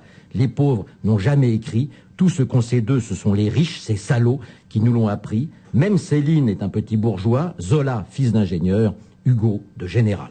Voilà, c'est le ton du bouquin, c'est remarquablement écrit, c'est surprenant, c'est à contre-courant, comme beaucoup de choses qu'il fait et qu'il écrit. Isabelle Motro. Ouais, je partage tout à fait l'avis de Philippe. Il y a un côté quand même assez rugueux, pour ne pas dire, un peu désagréable même dans le ton de ce bouquin, parce qu'à la fois, effectivement, c'est une balade dans Paris et aussi à Ibiza, parce que le livre est un peu en deux parties, mais un peu une balade comme ça, sans but et sans objet, un carnet de croquis de ses contemporains, et en même temps, on sent toujours latent une espèce d'aigreur, de quelque chose d'assez diffus mais d'assez dur, d'assez un regard comme ça, plein d'aigreur et plein de fiel. Alors c'est drôle parce qu'il écrit très bien et qu'il sait faire et que comme toutes les chroniques qu'il écrit dans la presse magazine, et qui nous fait sourire très souvent. Mais il y a quelque chose de très sombre quand même qui moi m'a un peu dérangé dans cette vision des choses. Tour Jade. Moi je peux vous en parler parce que j'ai pas lu le livre. J'adore. Tout ce que vous trouvez dérangeant, du fiel et tout ça, c'est son talent. Oui. C'est justement ces chroniques de télévision dans le Figaro magazine, je crois, super. Celle du Point est formidable toutes les semaines. Sont souvent pas très honnêtes, si on peut dire, pas très bon, mais je trouve ça formidable. C'est son talent, c'est la mauvaise foi. Oui. Il la revendique. Patrice Lecomte, vous l'avez lu? Oui, moi je l'ai lu au début. Je dois dire que les premières pages m'agaçaient un petit peu parce que je me disais mais c'est quoi ce petit livre, ce type qui nous regardait. Et en fin de compte, il y a un charme fou qui naît. Il y a les grands écrivains qui se lancent dans les grands travaux, c'est Faulkner, Hemingway, Hugo et tous les autres. Et puis il y a les écrivains qui sont pas moins importants pour autant, mais qui sont ce que j'appellerais les traînards, ceux qui prennent le temps de rêvasser. Il y a des grands arpenteurs de la ville de Paris comme Modiano et quelques autres, et lui c'est un marcheur quoi. Il regarde, il ouvre les yeux tout simplement. Alors il nous parle de lui-même. Il y a un côté un peu amer ou désenchanté, mais ça manque pas d'humour non plus. Ah non, et c'est il réussit là où je trouve d'autres écrivains minimalistes se plantent, c'est qu'il réussit à nous intéresser à presque, par exemple, mais c'est pas moi qui l'ai dit, il réussit à nous intéresser à presque rien, à lui-même, alors qu'on pourrait dire, mais on s'en fout de toi-même, mon vieux. Eh ben non, on s'en fout pas parce que ses rêveries, sa manière de regarder le monde qui l'entoure, l'autocritique, c'est vraiment formidable. Puis il écrit bien parce qu'il cherche pas à écrire bien. C'est pas du français tarabiscoté, du machin. Je te rappelle que t'as pas lu le livre, hein, Pierre. C'est formidable, c'est aragonien dans ce domaine-là. Il dit une chose, moi je peux en parler, je l'ai pas lu. Laisse-moi, moi je l'ai lu, donc laisse-moi te lire un passage. Non mais si tu l'as lu, c'est ça. Laisse-moi un passage formidable sur la femme qu'il vient de quitter. Il dit ceci, je trouve ça merveilleux, et ça c'est d'une sensibilité extraordinaire. Parfois je me mets en colère contre Gisela, la soupçonnant de ne pas partager mon extase d'être avec elle sans comprendre que c'est normal, car ce n'est pas avec elle qu'elle est, mais avec moi. C'est superbe. Moi, je trouve ça magnifique. Oui, Bonaldi. Bon. Alors, puisque vous dites beaucoup bien, je vais essayer d'en dire un peu de mal. Oui, d'accord, c'est bien écrit. Oui, il y a des jolies formules. Obligé, oui, les phrases sans verbe, d'accord. C'est un type qui voyage, qui bagnode dans Paris. Un traînard. Un traînard, il se promène et je m'en fous. Je m'entends pas. Toi, tu dis, dans les premières pages, on dit, mais qu'est-ce que ce type qui parle de jeu? Moi, ça me rentre par une oreille, ça sort par l'autre. Ça me fait penser à de la musique bourgeoise. C'est une sorte de divertissement, c'est de la musique de chambre. C'est amusant pour et puis, on s'en fout. Et ben, justement, c'est un divertissement bourgeois, je trouve. Il y a plus indispensable à lire, et comme on sait qu'on lit peu, c'est pas l'urgence. Les autres ont plutôt aimé ça. Patrick Besson, Tour de Jade. Surtout Pierre. C'est un petit récit. Ça coûte 13 € en même temps. Hein. Là, il serait dommage que ça coûte plus parce que c'est quand même vite fait. Hein. Voilà, 13 €, c'est aux éditions Bartilla, Patrick Besson, Tour Jade. On se retrouve après quelques messages. À tout de suite. Bonjour, c'est Pierre Arditi. Savez-vous que j'aime les animaux ailleurs que dans les documentaires? Regardez la nouvelle émission d'Alain Bougrain-Dubourg, naturellement, le dimanche 9 novembre à 19h20 sur la chaîne Animaux, et vous saurez tout. Animaux est une chaîne AB Group disponible sur ABSat, Canal Satellite et le câble. Ne laissez plus vos enregistrements se dégrader. Passez au DVD-R Philips. Avec les DVD enregistreurs Philips, vous enregistrez facilement sur DVD avec une qualité de son et d'image inaltérable. Vous aussi, pour moins de 500 €, entrez dans le monde de l'enregistrement DVD et découvrez la nouvelle gamme DVD-R Philips. DVD-R Philips, le DVD qui enregistre pour l'éternité. Leclerc. Joyeux Noël, Mathilde. Mais qu'est-ce que tu me ramènes encore? Écoute, je suis chez Leclerc quand on détourne un rayon, console de jeux Xbox, manette, kit DVD, DVD du film X-Men 2. À prix coûtant. Tu m'entends? À prix coûtant. Je suis pas sourde. Du 5 au 29 novembre, Noël de rêve chez Leclerc. Le pack Xbox X-Men 2 de Microsoft incluant la console de jeu, sa manette, le kit DVD et le DVD du film X-Men 2 est à 193,87 € avec en plus 25 € de tickets Leclerc en bon d'achat. Voir modalité dans les magasins participants. Philippe, mais pourquoi t'en as pris 3? L'euphorie, probablement. On va se gêner jusqu'à 18h avec Isabelle Bautreau, toujours là, Pierre Bénichou, Philippe Alfonsi, Patrice Lecomte, Jérôme Bonaldi et un téléphone avec François Bouy. Monsieur, bonjour. Oui, bonjour. Vous êtes président de la Chambre syndicale nationale de l'art funéraire. Oui, c'est ça, oui. Et président du salon funéraire qui démarre aujourd'hui, c'est pour tout le week-end, au Bourget. Alors, c'est vrai que vous avez un week-end de retard parce que vous auriez dû faire ça, évidemment, le week-end du 1er novembre, non? Non, parce que c'est un salon professionnel, donc... il était chargé. Il était chargé, donc les professionnels se sont occupés de leurs clients le week-end dernier, et puis maintenant il est temps de penser à l'année prochaine, et à refaire les stocks et à avoir... Attention à ce que vous dites. Hein. Refaire les stocks, ça veut dire attendre la prochaine canicule. Alors justement, vous voulez casser l'image du croque-mort, c'est ce que j'ai pu lire dans différents articles. C'est un salon évidemment qui intéresse les professionnels. On va pas se balader dans votre salon le week-end comme ça pour s'amuser en famille, j'imagine. Non, ce n'est pas un salon qui est ouvert au public. Mais on y a déjà pensé, on s'est dit que ça serait bien que les Français puissent venir voir... même si c'est dur quand on entre dans un salon comme ça de voir des cercueils, de voir des couronnes mortuaires, bon, la mort c'est le sujet de tout le monde et ça serait bien que les Français viennent voir. On voit des nouveautés justement dans votre salon. Alors il y a des nouveautés cette année, la nouveauté c'est un petit peu la couleur. Il y a des artistes qui ont fait des chambres funéraires, donc la chambre funéraire c'est là où on met le mort en attendant de l'enterrer ou de le brûler. Et donc c'est des chambres funéraires qui sont très colorées. Et avec des rideaux tout autour qui peuvent se changer, donc on peut changer la couleur et changer l'ambiance. Selon son mort, quoi. Voilà, suivant le mort, quoi. Ça c'est rigolo. Bonaldi, ça vous intéresse, ça? Oui, moi on a fait une chronique à Europe 1 là-dessus, moi j'aime bien ça. J'aime bien aussi le fait que de plus en plus de personnes choisissent plutôt la crémation que l'enterrement, et qu'il y a des entreprises qui exposent chez vous, qui se proposent de récupérer les cendres, et plutôt que de le mettre dans une urne qui est un peu banale, on les forme de façon à faire un ange, une tête de sphinx, et on met ça dans une inclusion en plastique, ça fait un objet d'art. Non, faut voir. Moi j'ai montré à Europe 1 la semaine dernière. Tu l'as montré à Europe 1. Oui, à la radio, on a réussi à se passer des images, monsieur. Le principe est atroce, je trouve. Mais attends, les gens en général, après la crémation, gardent les cendres. Mais ils non, les mettent dans une urne, ils les mettent dans la cheminée, c'est moche. Tu poses sur ta cheminée un cube en plastique à l'intérieur duquel tu as une tête de sphinx et c'est ta grand-mère. Il n'y a pas que la sphinx, il y a aussi une rose. La tige est en métal et les pétales sont en cendre. Mais t'as vu que les Américains font mieux. T'as vu l'histoire de transformer les cendres de ton défunt en diamant. Oui. En diamant synthétique, absolument. Vous le faites, donc ça, monsieur Bouy? Diamant synthétique. Le diamant synthétique, donc c'est pas venu en France encore. Pas en France encore. En revanche, la montgolfière est très prisée, paraît-il. Pour répandre les cendres. Oui, c'est pour répandre les cendres, bien entendu. Ah, je croyais que c'était pour se suicider. Non, mais il y a des... Attendez, mec, ils me répondent, le tour en montgolfière, ça existe, je me trompe pas? Ça existe. Mais nous, ce qu'on propose, ce qu'on prône, c'est de dire, quand même, il faut mettre les morts avec les morts et les vivants avec les vivants. Donc l'urne sur la cheminée chez soi, c'est peut-être un peu dur à vivre, je veux dire. Et la montgolfière, les cendres vont se répandre sur une grande surface et on ne sait pas très bien où les cendres vont être, quoi. Et les sociologues, les psychologues conseillent plutôt de mettre les cendres dans un endroit qui sont bien déterminés, de mettre le nom à côté, pour que si jamais on veuille revenir sur le lieu et se souvenir, qu'on puisse retrouver l'endroit, quoi. Alors, est-ce que vous proposez aussi des formules moins chères, j'imagine? J'entends parler, par exemple, de cercueil en carton. Oui, le cercueil en carton a été agréé. Pour qui? Linda de Souza. Vaut mieux en rire. Alors, le cercueil en carton, c'est le moins cher, évidemment. Oui, c'est le moins cher. Il a été agréé récemment. Donc il est possible de trouver des cercueils en carton, c'est vrai. Quels sont les professionnels, puisque vous dites c'est ouvert uniquement aux professionnels, pas au public, quels sont les professionnels qui vont venir au Bourget ce week-end? Landru. D'abord, numéro 1. Beaucoup de généraux, enfin tous les gens qui font la mort. Vous n'avez pas d'autres sujets, non? Qui va venir au salon funéraire ce week-end? Monsieur Bush. Ce sont les croque-morts, les marbriers de France qui vont venir au salon. Les marbriers, les croque-morts, les fossoyeurs. Mademoiselle Chrysanthème va venir aussi. Tous ceux qui s'occupent de la cérémonie, puisque dans le funéraire il y a la cérémonie puis il y a le souvenir. Donc la cérémonie c'est. Les prêtres aussi, non?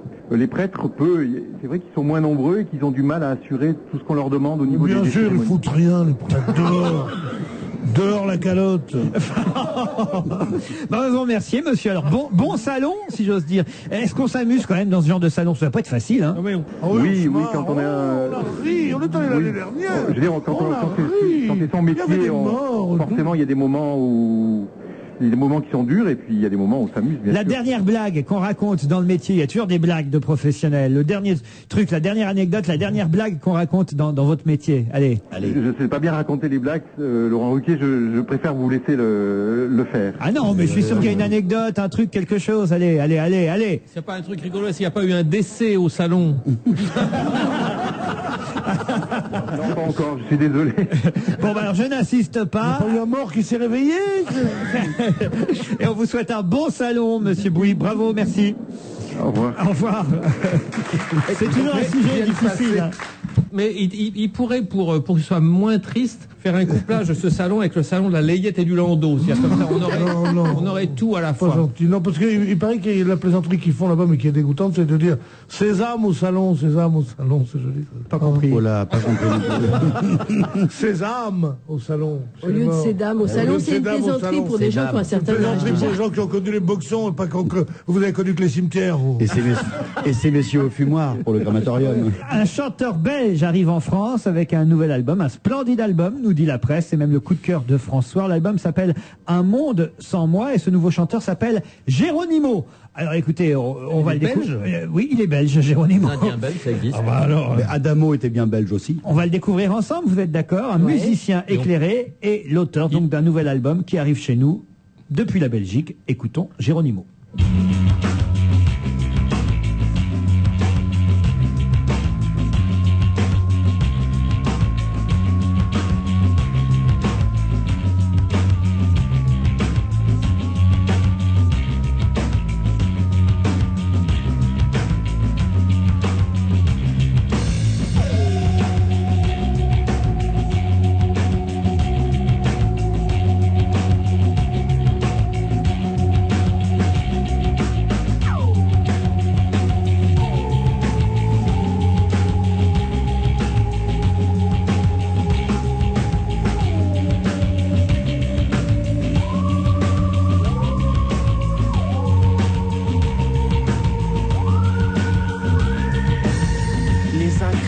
Indispensable pour un été inoubliable.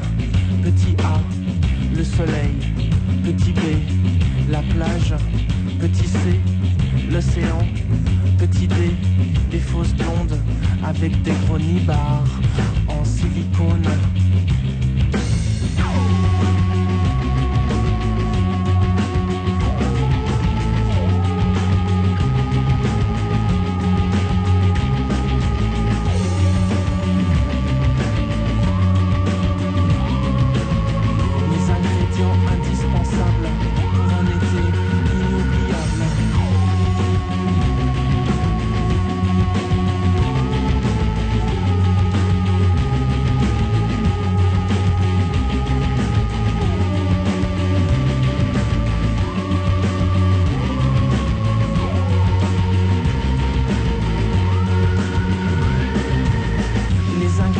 Indispensable pour un été inoubliable.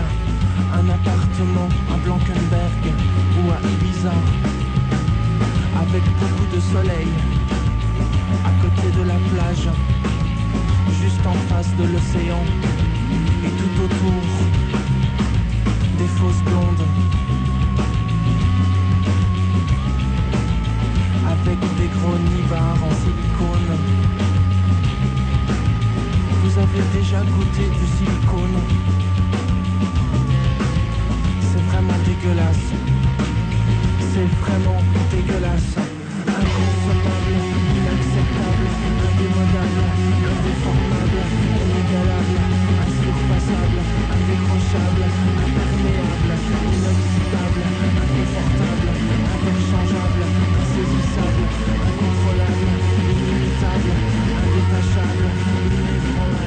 C'était inoubliable, des paroles de Jean-Pierre Raffarin. Et c'est un nouvel album, une chanson extraite de cet album qui nous vient de Belgique. Geronimo, un chanteur qui tente de conquérir le marché français. De la part d'un mec qui s'appelle Geronimo, je m'attendais à une plus belle plume.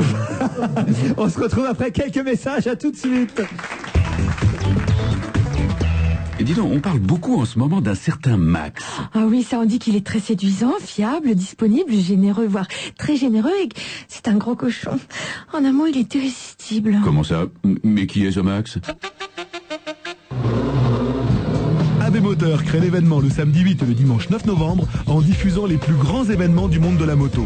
FIM Supermoto, Mototour 2003, plus de 5 heures de supercross en direct de Bercy, ainsi que des magazines et beaucoup d'autres surprises. AB Moteur est une chaîne AB Group disponible sur ABSat, Canal Satellite, TPS et le câble.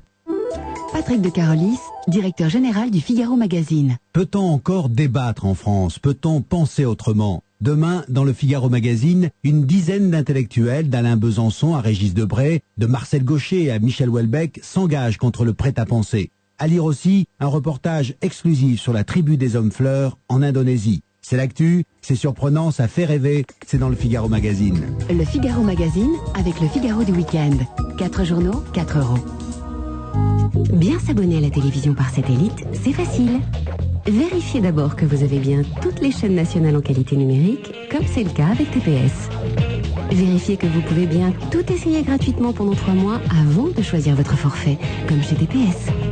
Enfin, si vous vous abonnez par exemple à 11 € par mois, vérifiez bien qu'il ne s'agit pas d'une réduction limitée dans le temps. Vérifiez-le par vous-même. Ceux qui veulent tout veulent TPS.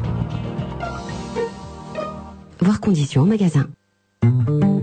Leclerc. Joyeux Noël, Mathilde. Mais qu'est-ce que tu me ramènes encore? Écoute, je suis chez Leclerc quand on détourne un rayon, console de jeux Xbox, manette, kit DVD, DVD du film X-Men 2. À prix coûtant. Tu m'entends? À prix coûtant. Je suis pas sourde. Du 5 au 29 novembre, Noël de rêve chez Leclerc. Le pack Xbox X-Men 2 de Microsoft incluant la console de jeu, sa manette, le kit DVD et le DVD du film X-Men 2 est à 193,87 € avec en plus 25 € de tickets Leclerc en bon d'achat. Voir modalité dans le magasin participant. Philippe, mais pourquoi t'en as pris 3? L'euphorie, probablement.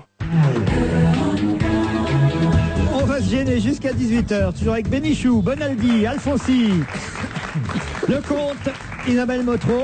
Et évidemment, on n'a pas encore parlé des suites du plan annoncé par monsieur Jean-Pierre Raffarin hier. On peut pas dire qu'il est très bonne presse. Depuis ce matin, toutes les radios vous l'ont dit. Europe 1 évidemment en premier, mais les journaux aussi. On peut pas dire que manifestement monsieur Raffarin ait réussi son plan de com, comme on dit dans le métier, parce que ce plan de la Pentecôte et des RTT pour la dépendance des personnes âgées et des personnes handicapées ne semble pas très bien reçu. On va voir en fonction des journaux. J'ai envie de commencer par Jérôme Bonaldi dans Libération. Alors, Jérôme. Le factuel d'abord, l'édito ensuite. Le factuel, il rappelle qu'il y avait 11 jours de congé, il y en aura un de moins.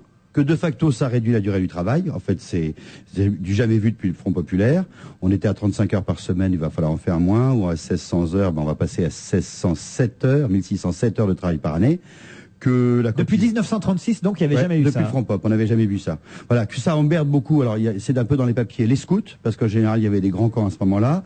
Les pèlerinages, les chrétiens sont embêtés. Le sport, parce qu'il y avait beaucoup de compétitions sportives. Que ça embête le foot, que ça embête le tourisme. Nîmes en particulier. La feria de Nîmes, c'est une catastrophe pour eux. Et alors, on pose tous les autres problèmes. Les écoles, qu'est-ce qui va se passer? Il y aura vraiment cours? Et s'il y a cours, qu'est-ce qu'ils vont faire les parents qui sont dans le privé? Parce que ils oublient de dire que dans le privé, on ne sait pas bien. Ça va se négocier. C'est pas cette année. Alors, voilà pour les faits. L'édito, très bien. Jean-Michel Thénard, dans Libé, donc. Cela ressemble moins à de la solidarité qu'à de la charité forcée. Et ça, c'est détestable. Les personnes dépendantes méritent mieux de la nation que d'être assimilées à un fardeau. Pour reconquérir l'électorat de droite, Raffarin n'a pas lésiné de façon caricaturale les catégories proches de la majorité, les professions libérales, les artisans, les agriculteurs. En gros, les médecins et les notaires sont dispensés de ce devoir de solidarité, entre guillemets. Le MEDEF, lui, le patronat, a le droit à un allongement de la durée du travail, ce qui n'était pas souvent vu depuis 1936. Alors c'est vrai que les médecins, ça paraît pas logique parce que on pourrait leur reprocher d'avoir été eux aussi très absents pendant ce fameux week-end du 15 août et finalement, eux, ils n'auront rien à payer dans cette affaire-là. Philippe Alfonsi, Figaro. Le Figaro s'inquiète bien évidemment. Même le Figaro est obligé d'être critique. Il s'inquiète bien évidemment et essentiellement de ce que ça va, en effet, comme tu disais à l'instant, embêter les scouts, mais surtout les pèlerinages, surtout les associations religieuses. Enfin, il s'inquiète pour les curés, quoi. Bon, voilà. Donc, comme le lectorat du Figaro, c'est plutôt catho. Le Figaro s'inquiète pour les curés. Oui, il s'inquiète pour les curés, ben absolument. Oui, Non, pas seulement les curés, monsieur, excusez-moi, c'est de l'anticléricalisme primaire. Pour ceux qui ont des convictions chrétiennes. Pierre Bénichou, qui n'a pas lu l'article, va donc en parler.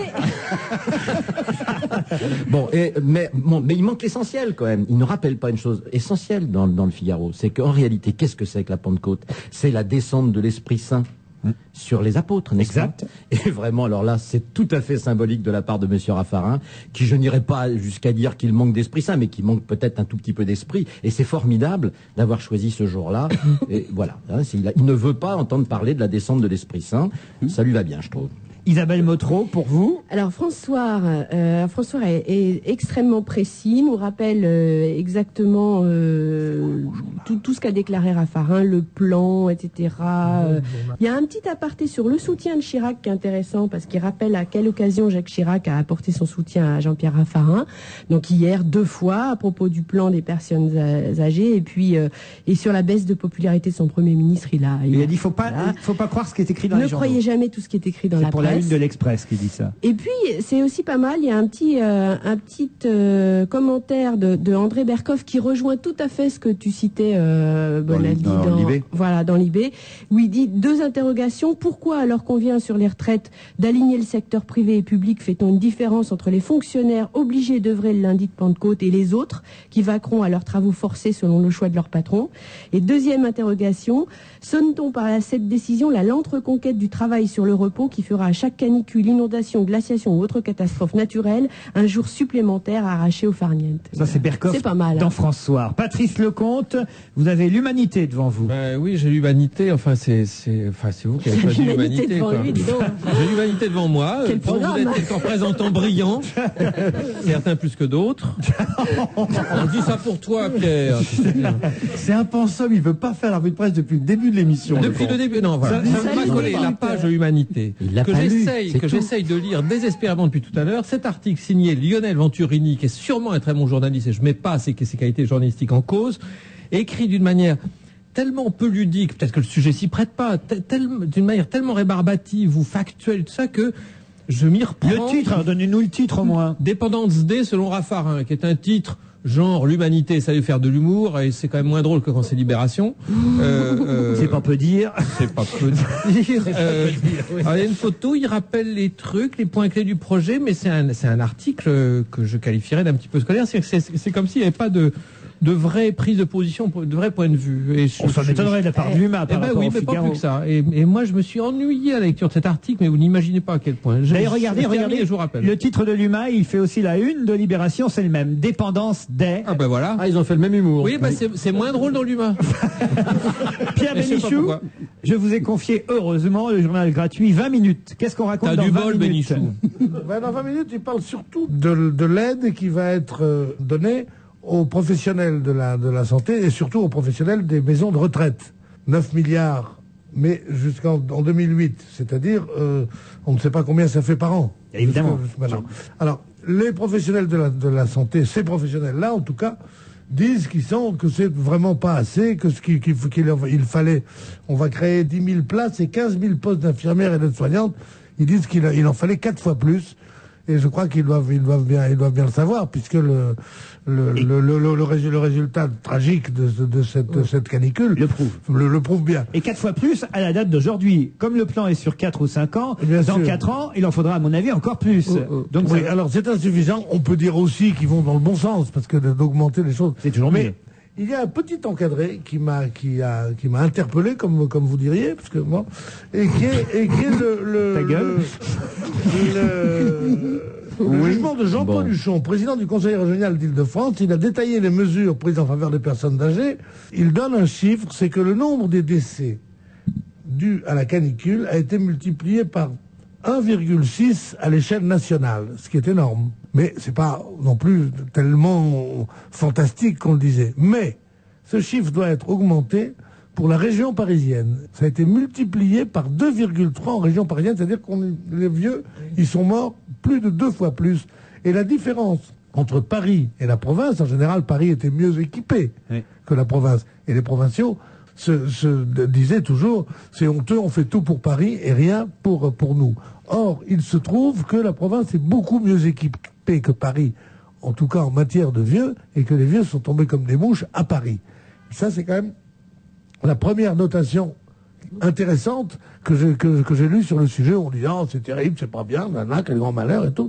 Là, on dit que Paris, c'est honteux. Donc, Paris, malgré les efforts du maire, malgré tout ça, c'est resté une ville de riches, donc une ville où on se fout des autres. Voilà. Bonaldi. C'est marrant, il n'y a pas un seul journal qui a eu l'idée de faire les seuls qui sont contents de la mesure de Raffarin, une catégorie socio-professionnelle, c'est les marchands de clim. La climatisation, ils savent que on va en mettre partout dans les maisons de retraite et que là, il y a un gros business. C'est vrai qu'il y aura désormais dans chaque maison de retraite une salle climatisée. Moi, je m'étonne qu'on n'y ait pas pensé avant. Alors là, franchement, c'est quand même énorme. Un dernier chiffre, c'est dans l'IB encore. L'augmentation, en fait, c'est un impôt supplémentaire, 0,3% sur la masse salariale. Enfin, en gros, c'est nous les consommateurs qui allons payer au final, parce que les prix vont augmenter. C'est exactement la somme gagnée, perdue, entre guillemets, par le budget de l'État, les 3% d'impôts en moins. On avait 3% d'impôts en moins la dernière fois, hop, c'est rétabli avec cet impôt supplémentaire. Et j'entends Bonaldi qui se félicite de la création de salles réfrigérées, enfin de salles climatisées en tout cas, pour quand on lui demandera les méfaits de la climatisation, il dira, mais de la climatisation, ça tue, évidemment, la couche d'ozone est finie, les microbes, mais je connais Bonaldi mieux que toi. Une Parisienne qui a échappé à la canicule l'été dernier, c'est Monique Pantel qui nous attend au téléphone. Monique, bonjour. Bonjour, Monique.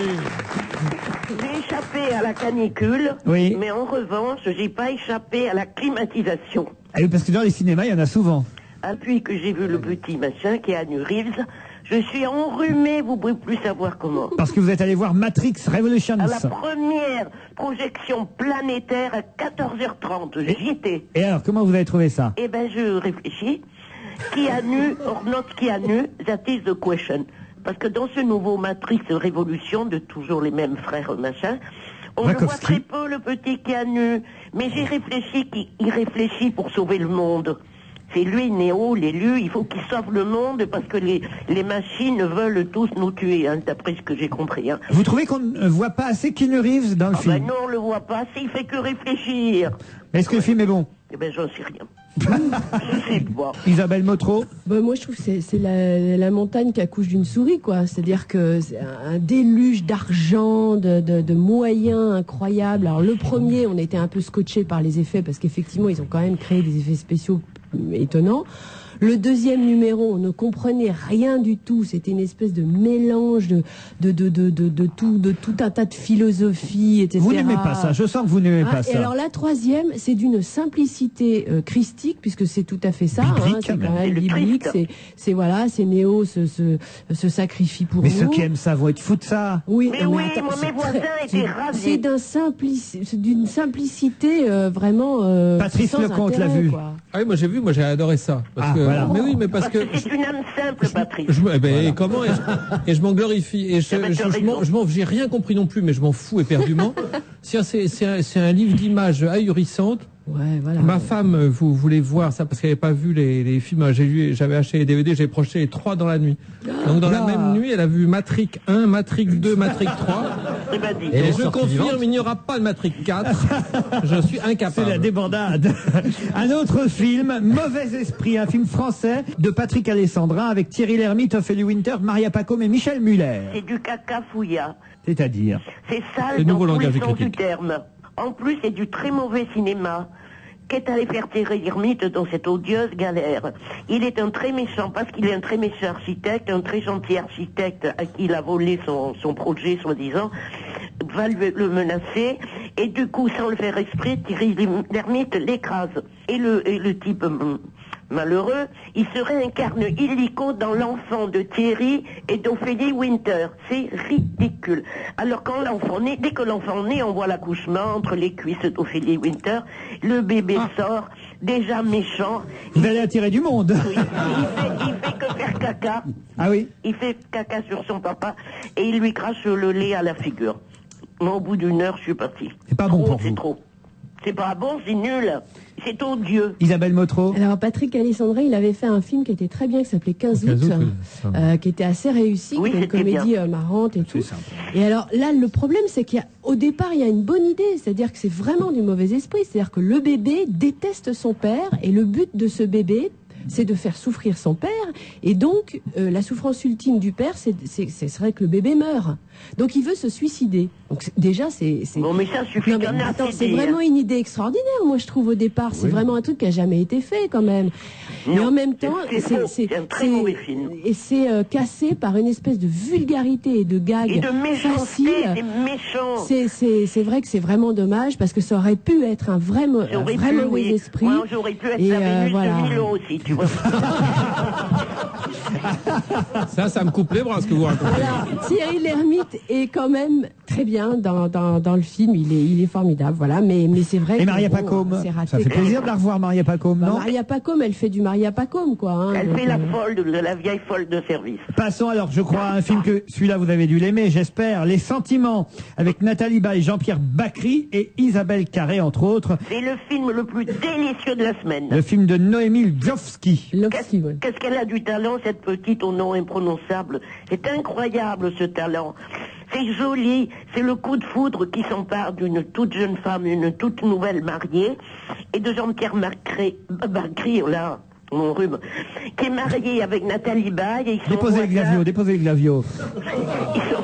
Non, elle parle de choses tendres. Et Nathalie Baye est exquise, je l'aime de plus en plus. Elle est formidable, elle est vraiment sensationnelle. Mais ils sont tous bien, Jean-Pierre Bacry. Moi, ma chouchoute, c'est Isabelle Carré. Alors, elle est bien, Isabelle Carré? Isabelle Carré, elle rendrait lesbienne une nymphomane. Elle est irrésistible. On y croit, leur histoire, on a peur et en même temps on rit parce que c'est délicieux. Et c'est ponctué par des chansons. C'est épatant, c'est du cinéma comme on en voudrait, comme il y en a trop rarement. Les Sentiments, Isabelle Motro. Oui, c'est pourtant un thème assez éculé, hein, c'est-à-dire... Toi, t'es pas éculé. Non, mais c'est vrai, c'est une histoire d'adultère. Non, ne vous insultez pas comme ça. C'est une histoire d'adultère. Acculez toi-même. C'est donc une histoire d'adultère, donc on l'a vu 50 000 fois, et pourtant là, voilà, tout est neuf, tout est frais. Moi, ça m'a fait beaucoup penser au cinéma de Jacques Demy, c'est-à-dire que à la fois c'est très gai et en même temps c'est sur un fond dramatique. Là, elle a travaillé ses décors d'une façon somptueuse. Il y a des couleurs. C'est vraiment quelque chose qui fait qu'on est à la fois dans la réalité et en même temps complètement dans un film, parce que les choses sont un tout petit peu décalées. C'est très audacieux, vraiment, c'est vraiment bien. C'est du très bon cinéma. Ouais. Les Frères du désert. C'est la Xème adaptation du livre Les 4 plumes blanches. Plus niant, difficile à trouver. Pourtant, j'aimais que ce jeune officier de l'Angleterre victorienne refuse de participer à la guerre au Soudan parce que tout simplement, il a la trouille. C'est très sympa d'avoir la trouille et de pas faire la guerre.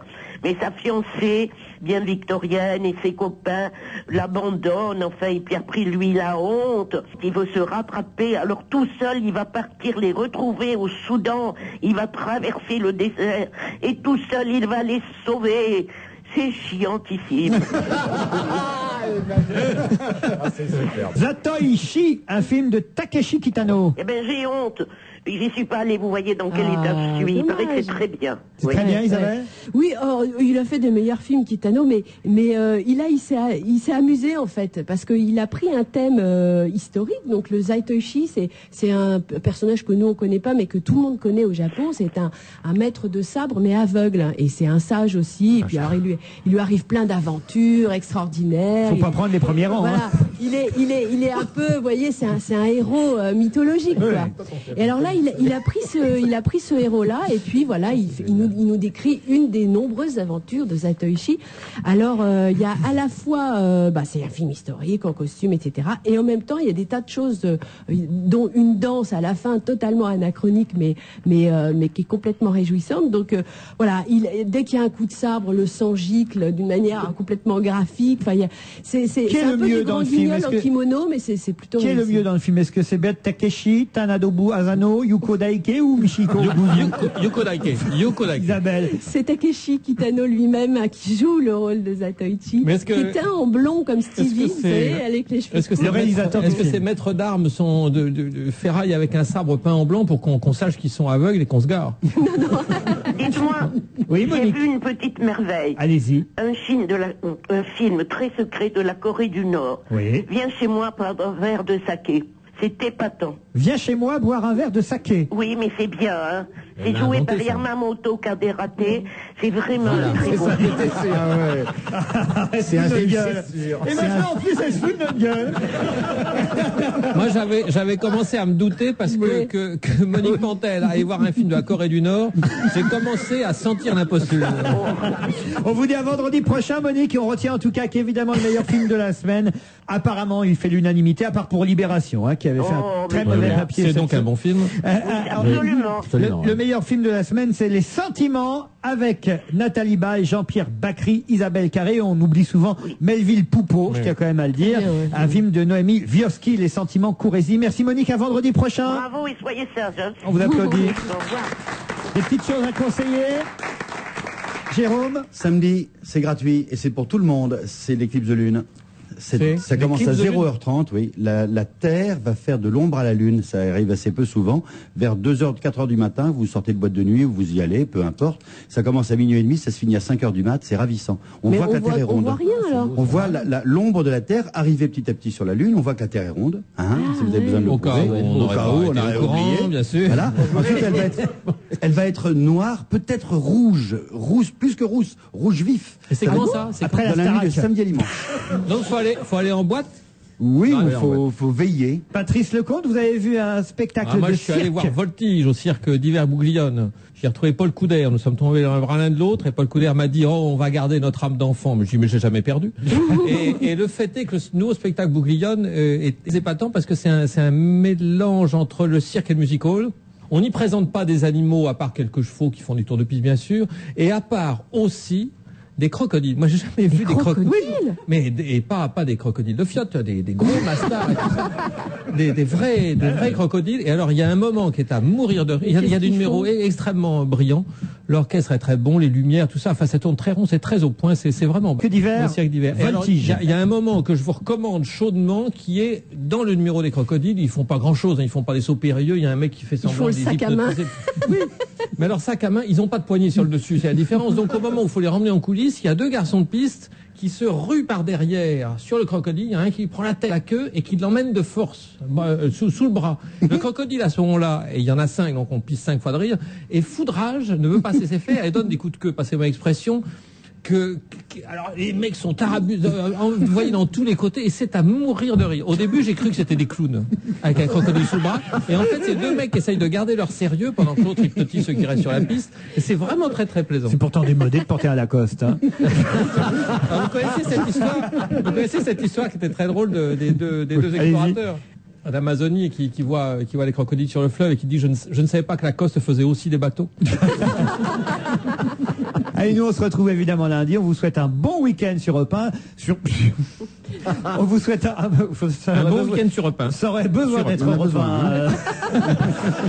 Il y a une station qui aurait besoin d'être Europe 1, c'est RTL. On se retrouve lundi à 16h et mardi. Un lapsus amène forcément un jeu de mots, c'est ça qui est bien. Il y aura les best-of lundi et mardi. On prend quelques jours de congé, mais on sera là entre 16h et 18h. Les meilleurs moments de Pierre Bénichou à mercredi.